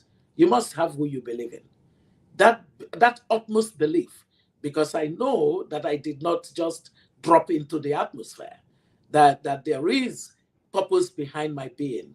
Being a purposeful human being means that I must ask the one who gave me purpose, am I fulfilling the purpose that you gave to me, or have I deviated from it? You need to have that conversation with whom you believe. And then you need to do a partnership canvas.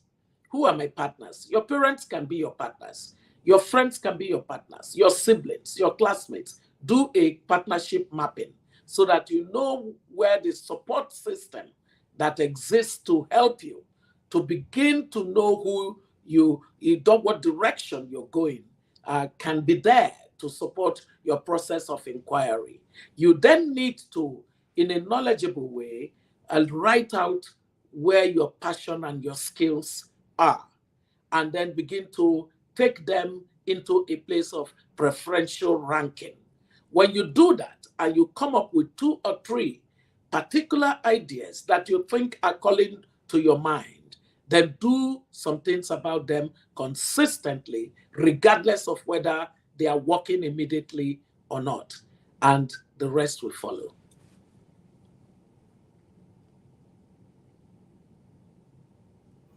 All right, great. Thank you so much. So I see a question here. Yeah, so I see a question here from Sholakwe Johnson. I don't like the media to put it out. It says, my question is, when you have built and have sown a quality seed, you said water will find it eventually. Even after you leave, what if nobody waters it and it just remains a seed? So, part of what has come out is that, eventually, that most of those things that were sown, the water did come. For most of them, the water did come. So, for example, if you looked at, say, the reforms that say that I did in minerals, for example, there are many countries that have taken the template and are doing are doing the same reform. So it's not watered yet in Nigeria, right? But there are countries that have taken it and run with it. That's the water, okay? Or the things that we did. Look at one of the things that we did. We're trying to bring the sense of ownership of unity schools to make them become the excellent schools that they were originally conceived to become through public-private partnership with old boys, old girls, and school, what do you call them, parent-teacher association. But guess what those who hated the reforms did? They lied about the reform and said, oh, they want to sell unity schools.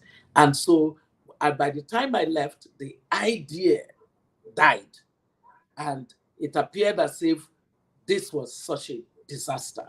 In Nigeria, yes, a disaster. But guess what?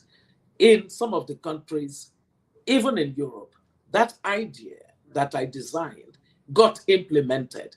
It was an idea from Nigeria, but it's working in other countries. Water found it. So you shouldn't worry yourself too much. What you should do is make sure that at any point in time, that which is valuable, which you can render to society, render it, and just keep moving on. Keep moving on. I never look back to things that I have done, because it's forward ever, backward never. Wow. That's profound. That's incredibly profound. Thank you so much. I have a question just before the question right here. So you talked about how that young people might complain about the lack of resources, right? And we also talked about how that resourcefulness is a thing. I'd like you to distinguish between the difference between being resourcefulness, and resources as a young person, right? We see that young people, like for instance, like a country like Nigeria, it's not like we lack anything in terms of resources, but the resourcefulness to get things done is the difference. So how does that correlate into building to last? That's the question. Yeah, it's about diligence. Resourcefulness is really about diligence. It is the fact that you are not ready to take no for an answer. And it is that, there are barriers that, look, how do we define growth? We define growth as being the removal of barriers, right? When you remove barriers that stand in the way of people, then they grow, right? So a resourceful person is one who is very particular about finding the ways to remove barriers that stand in their way. It means that if to remove the barrier, it requires they are going into the gutter and digging out all the debris that had been thrown into that gutter, they are prepared to put on a kind of clothes that would enable them jump into the gutter. That's resourcefulness. They're not going to be saying, oh, we're waiting for Julius Berger to bring its crane. If Julius Berger does not come, we're not going to take this debris out of, well, you're going to wait for a long time, because Julius Berger is not coming anywhere. So the resourceful individual is one who is totally a man or a woman with a mission, and who would go beyond the call of duty to find a way out of anything that stands in their way. Interesting. You have actually lived this all your life, going beyond call of duty. You talked about not living for oneself, but building to last. And that's all that you have done. You also mentioned something about small is no longer beautiful. Yes. Because we have seen in your career, but in your journey, you have done amazing things, not just in Nigeria, but in the world stage, right? You have been vice president of the World Bank, right? And incredible stuff that you have done all over the world. And why is this? What's the driving force behind saying small is no longer beautiful? Because we also say to young people, you need to start small. But why is small no longer beautiful in relation to building to last? Can we go good in depth into that also? So small is no longer beautiful does not mean that you must not start small.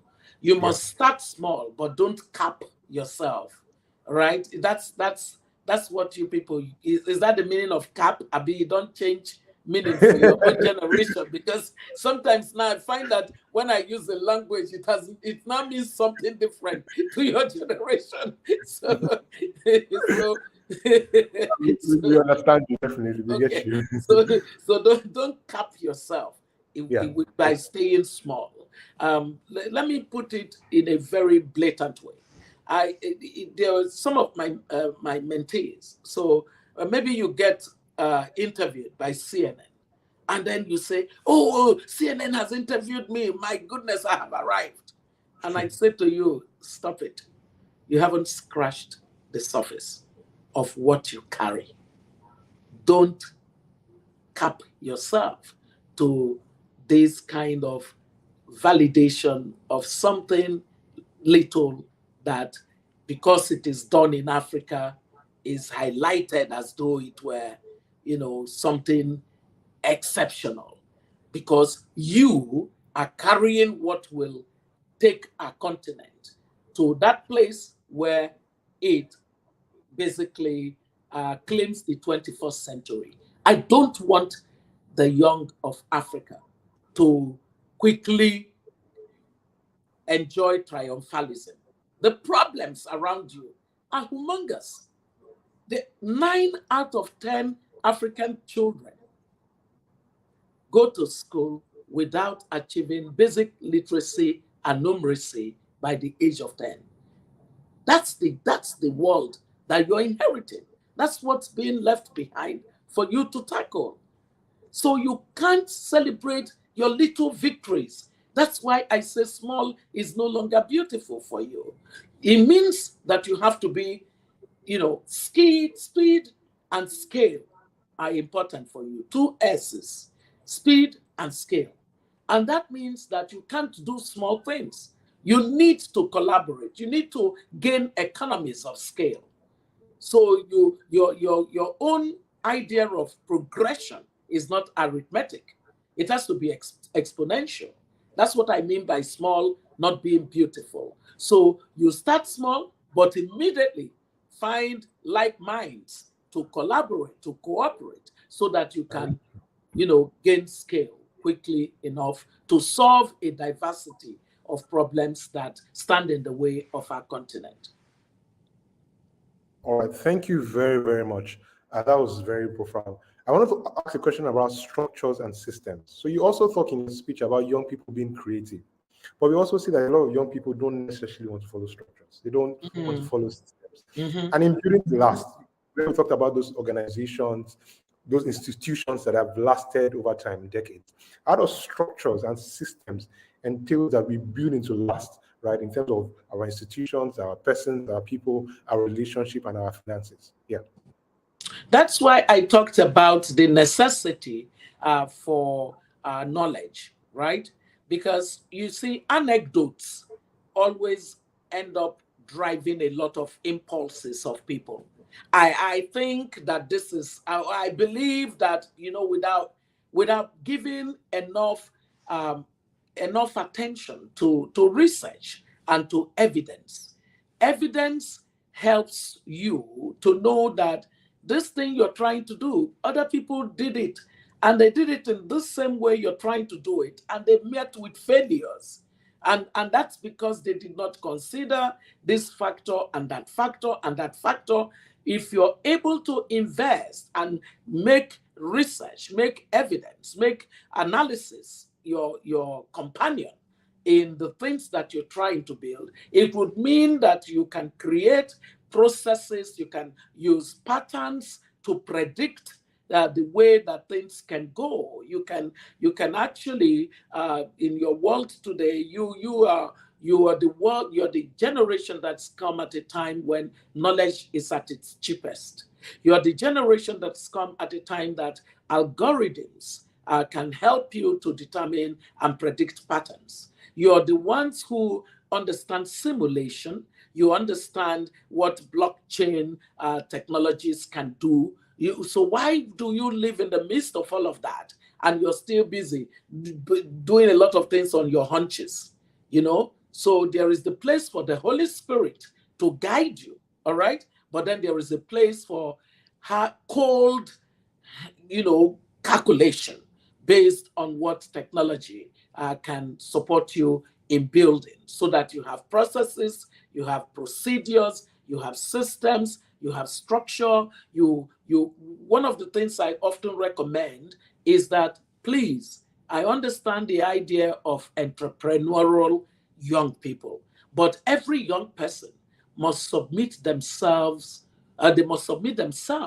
to some structure, because it helps them to understand discipline. They understand what it means to be accountable. So don't say, I have created my own business, it is me and me alone. No. Structure matters. You see somebody like Elon Musk. Elon Musk had no structure in his professional upbringing, and it has shown. So he's gained all of this success, but you can see that he's completely a wreck. But structure conditions you at a certain level, gives you some tools of how you engage, of how you honor and respect, and how you collaborate, how you lead, how you inspire, how you persuade, how you disagree. You disagree without being disagreeable. You understand culture, and you flow with, the general sense that you can persuade people by reasoning, by arguing your point in a way that doesn't, alienate those who should actually be cooperating and collaborating with you. So I totally believe that each of you who's gone off and done some great things for themselves, at some point, take about 6 months of your life, even 1 year, and go and do something where you are accountable to an organization, and you have someone who is supervising you, so that you can learn. Look, don't disdain age, because your generation, sometimes you just take all your parents, put them in a big basket, and you throw them into the ocean and say, let the wind carry them and go. They did nothing for us. It's not true. My sons have something they call the framework of intention. And they say the framework of intention is of 3 things. Number 1, it says, slow down. Your generation has to learn how to slow down in order to gain speed. Slow down. There is too much of speed, and so it's not allowing you to be calm, to be reflective, to ponder things, to actually introspect. Slow down.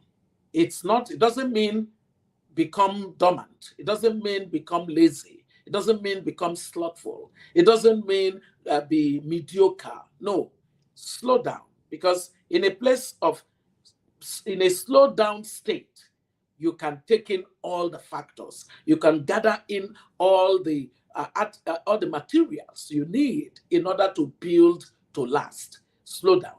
Number 2, they say give gratitude. Give gratitude for whatever it was that brought you to where you are today.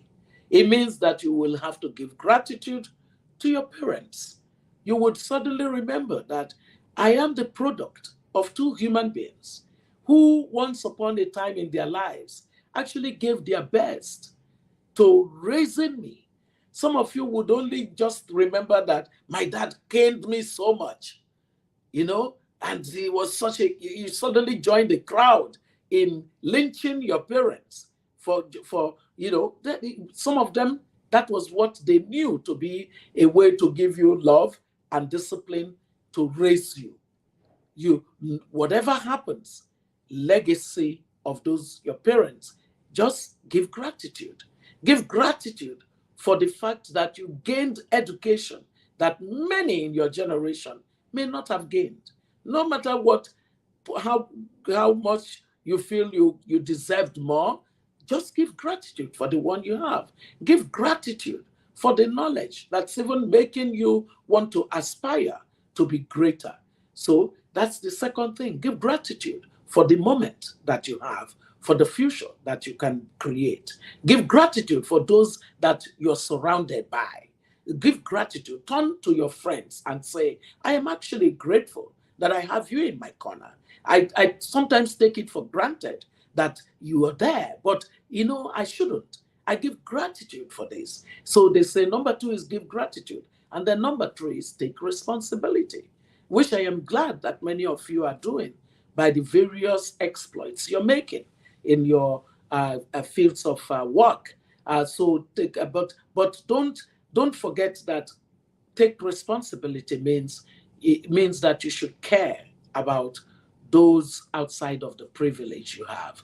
Take responsibility means that you should, for example, in the emerging situation in the politics of the country, be much more interested in how you're governed, because you know, you're going to remain small to the extent that the economy of the continent is only about 2.7 trillion. 54 countries on the continent, 2.7 trillion. You know, just almost about the GDP of Brazil or any other of such countries. No, that's too little. That's why I say to you, expand the horizon of your aspiration. That's absolutely incredible. Thank you so much. The framework of intentionality is slow down, give gratitude, and take responsibility. Yes. I mean, we have you for another hour, and I'm sure we'll still be taking questions. But we are so grateful for your time. I just want you to wrap up and just give us your final thoughts in building. There was a question that you did not. It came up on the screen. I'm sure the individual may have been waiting for it. Something about challenges. I heard that. Somebody asked a question about challenges. How do you, something about strength, and when you're faced with so many challenges? I think it flashed on the screen. All right, I'll let the technical team bring that question up again. Any? Okay, so it's down again. So it says, when you're faced with circumstances that is against your value system, do you just back out or wait and enforce values? And how do you communicate these values to people? It's the last question down. It's really about, you know, are you ready to negotiate them? Should you negotiate your values? I am not prepared to, because my father says the day you negotiate your values, you negotiated yourself away. So it means that you just have to have a certain level of strength to face the vicissitudes of being alone with your values. It is costly. One of the things that has not come out of what I have said so far today, and so I am glad that this question was asked, is that anything that is of lasting value is costly, is immensely costly. It will cost you sweat. It will cost you blood. It will cost you friendship. I have lost friendship at the many levels of my determination to stand in a certain kind of way on issues. When I stood concerning the humanity of Chibok girls, I lost friends. I lost people who I believed should have been able to say to society, the Oby Ezekwesili we know has always been this person that will never stand injustice against another. You know, but they were amongst those who were offended by the fact that I dared to say that girls who went to school and were abducted should not be given the rescue, the justice of rescue. So you will lose things by the values. But your question should be, how much am I prepared to lose? If you are not prepared for the cost that your values will require, then there are no values. You have a flexibility around them, so they cease to be values. They are basically your own choice of a moral flexibility, which is, you know, based on your choice, maybe rational, and it's your choice anyway. So nobody should quarrel with you on it. But if it is for values that will last, it will cost you, and the opportunity cost would not be something that you can live with sometimes, because it's too much. You have to be a sufferhead to say to yourself that no matter what my values cost me, I'm going to stay with it. Because ultimately, like we said earlier, it will be your lasting currency. Sometimes people think that today is forever. Today is not forever, my dear young ones. Today is not forever. The things that you think you have lost by taking a stand today, a stand that is value-based, I can tell you, it's waiting for you in the future. It's waiting for you, and in a big way in the future. So don't ever allow, the opposite of building to last is actually front-loading your what do you call it, gratification. If you front load your gratification, you're not building to last. When you front load your gratification, you're basically assuaging your pleasure, and that is there's an immediacy to that. But anything that is going to last would require delayed gratification.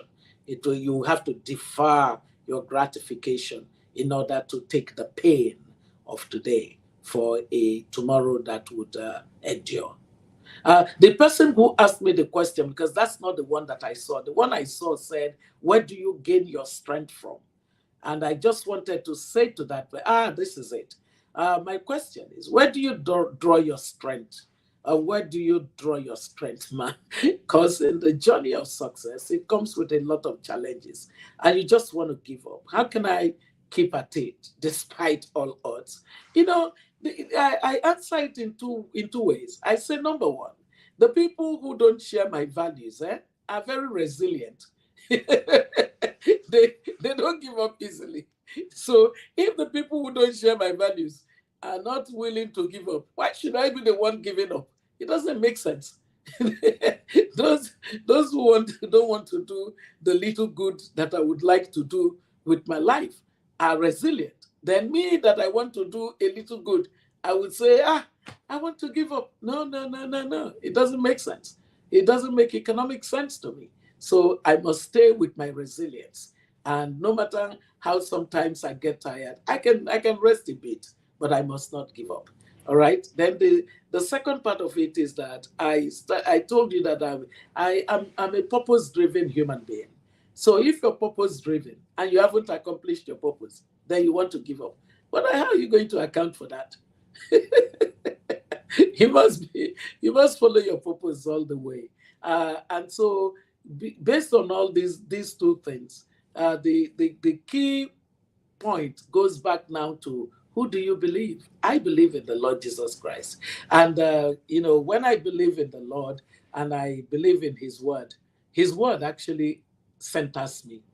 When I'm losing strength, I just go to the word and I begin to look for the scriptures that talk about strength.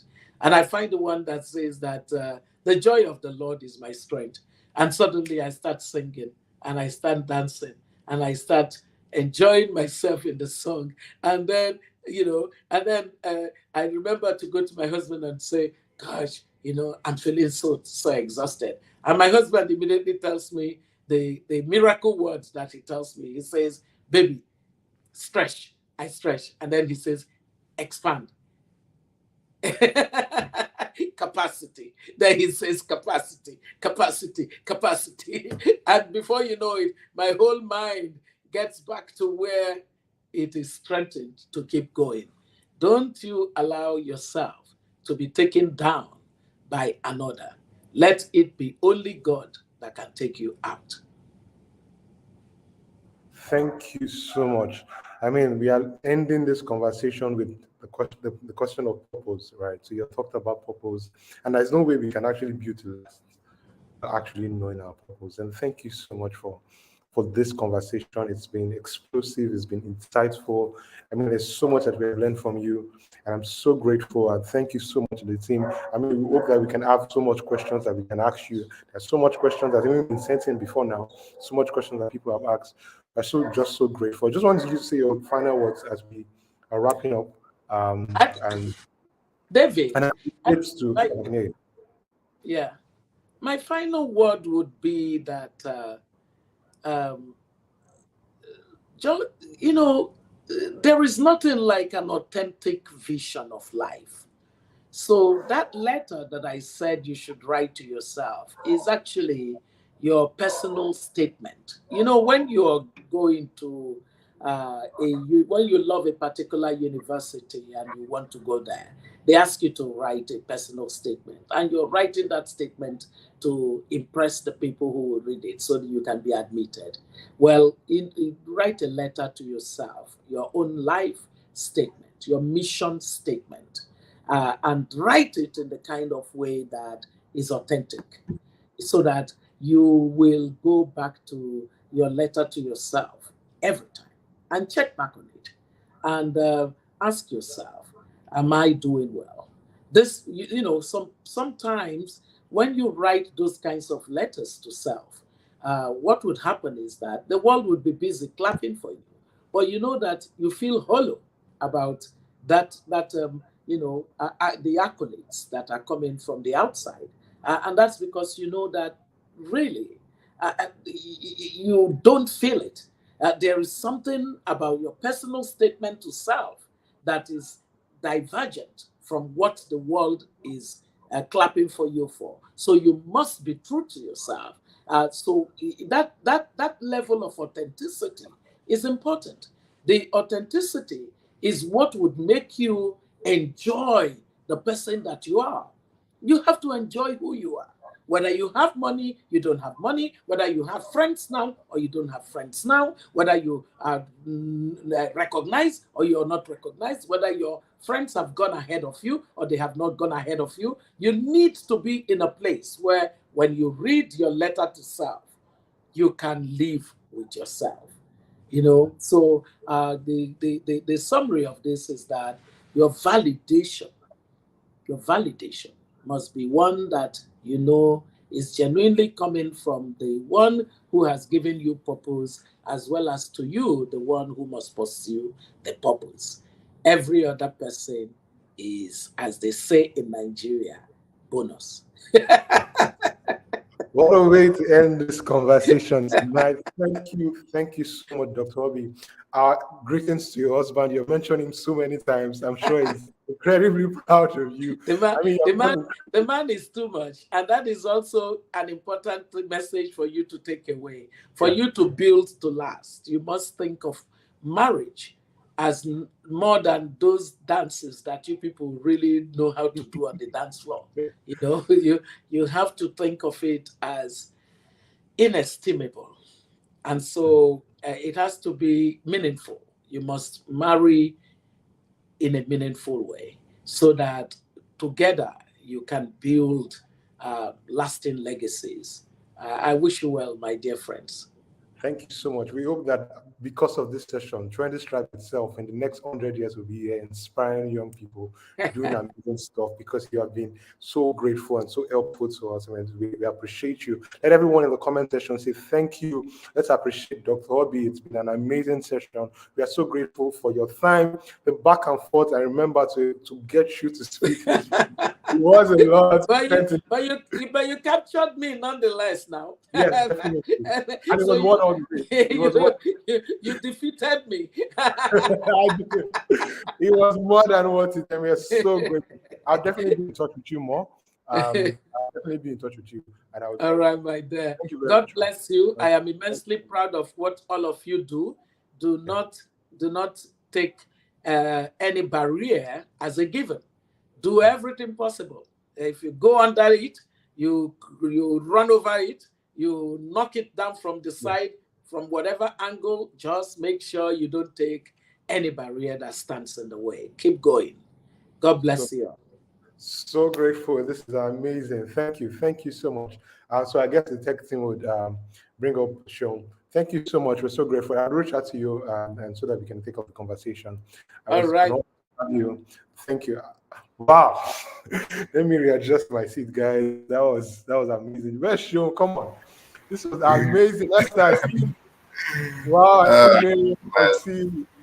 Sean, just tell me what was your key point. Come on, this was you know, right now I need to go and really sit down and think about my life at this point, because and I really like something that, I mean, in everything she said, I really like how she emphasized on the wisdom and guidance of her parents and her husband, right? Like it just showed me that, I mean, you must have supportive people around you, right? And even as a man, you must also provide cover for your family. So it made, like, it just brought, because people don't see their parents as source of wisdom, or do you understand? But it just really made sense that she But she put so kept much saying it. emphasis on that. Yeah. Like there's literally nothing that she does that her husband doesn't know from this kind of conversation. You just know that he's involved in everything. He advises her. So I mean, for me, it's a charge for me and everybody that, okay, you must be a source of help to your partner that wants to build to last. You must be a source of help to, I mean, to your children. I mean, if you want to be the parents of Dr. Oby, for instance, in the future, you know what you have to do to I mean, to prepare your child for that. Values. Mhm. Yeah, so I mean, it was that first bit of it, and a whole lot more of, I mean, staying true to it, having your core values, having something that is non-negotiable, like regardless of what people say, what people think. And I really like how she really emphasized the idea of individuals building institutions, because it's beyond the maybe 100, 150 years that you spend on it. It's how you establish that thing that God has given you into something that would continue to create that impact and that, I mean, that energy in the future, right? And I like what you said at the end. I mean, looking forward to 20 Tribe in 100 years, looking forward to how we will continue to help the next set of 20s, right? It's not about just us now, it's about next set of people, next set of people, next set of people, next. So that's a lot of, I mean, food for thought for everybody. And I mean, it was really, really amazing. It was, I Sure. mean, So we need to someone wrap saying, up. We need to. It was amazing, guys. But I mean, we need to wrap up because there's just sessions tomorrow. Tomorrow is the finale, right? We're having Debola Williams speaking on networking and relationships. I mean, all the panels, and even Dr. Obi actually spoke about it also. We had an amazing mentorship panel, right? You don't want to miss that panel for anything. We're also having Juliet also, who's going to be speaking on living your best life, all it takes, right? And so you don't want to miss any of these sessions tomorrow. Twenties Tribe is a community for young people that is going to be talking about, we do stuff around entertainment, around education, and it's an engaging community. So you don't want to miss it for anything, right? Make sure you subscribe and you're part of the community. It's 20stribe.com/join. Follow us on all social media platforms at 20 Stripe on Twitter, on Instagram, on TikTok, on LinkedIn. We are there. Subscribe to our email list. Be on our WhatsApp, be on our Telegram, because we're going to be bringing you amazing, incredible values. Because you know what? For 20 Stripe, it's not just something we're saying to you. If we're saying it to ourselves, we're going to be building to last. So you don't want to miss any of this session, right? You want to ensure that you are there. You want to ensure you are subscribed. We have the movie in the park also coming up. Guys, if you haven't been in the movie in the park, let me see you in the comments. Movie in the park. This one, we're having the beach edition. Guys, it's a co-sponsor event. You don't want to miss it for nothing. Trust me, you don't want to miss it for anything. Where's the comments? Those people who have attended, I want to see you in the comments. Right, the movie is in Lagos, in partnership with Landmark Beach. It's going to be happening, so you want to be there. Ensure you get the tickets. It's on the 7th of December. Guess what? We're going to be having a surprise one also for people in Ibadan. Surprise one. So would you get more information on that, right? With Movie in the Park, and you don't want to miss that to our co-sponsors. And so you want to make sure that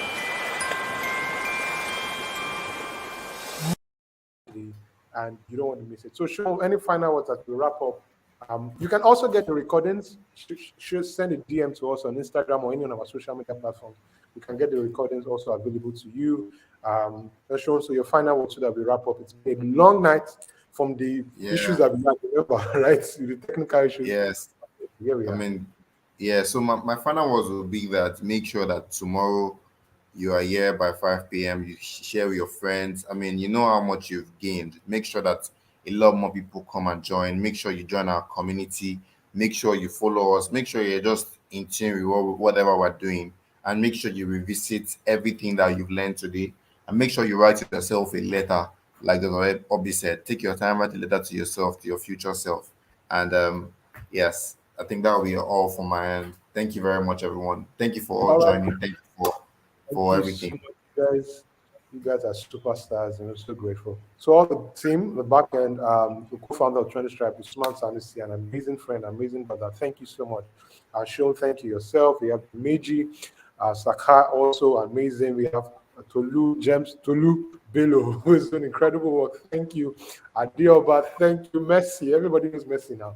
Messi, thank you. Oludolapo, who has been sending you emails, content, thank you. We have Daniel Obembe also sending us the motion graphics. We have Praise also sending us motion graphics. Thank you. And to all the team members, thank you. We're so grateful. All our volunteers, over 300 plus, so about 500 if I'm correct, right, who have been sharing, sending, liking, engaging. You guys are amazing. We see you tomorrow. Let's do this again tomorrow. All right, guys. So thank you, Sean. Thank you, tech team, and thank you, everyone. All right. Good night, everyone. Thank you very much. Cheers.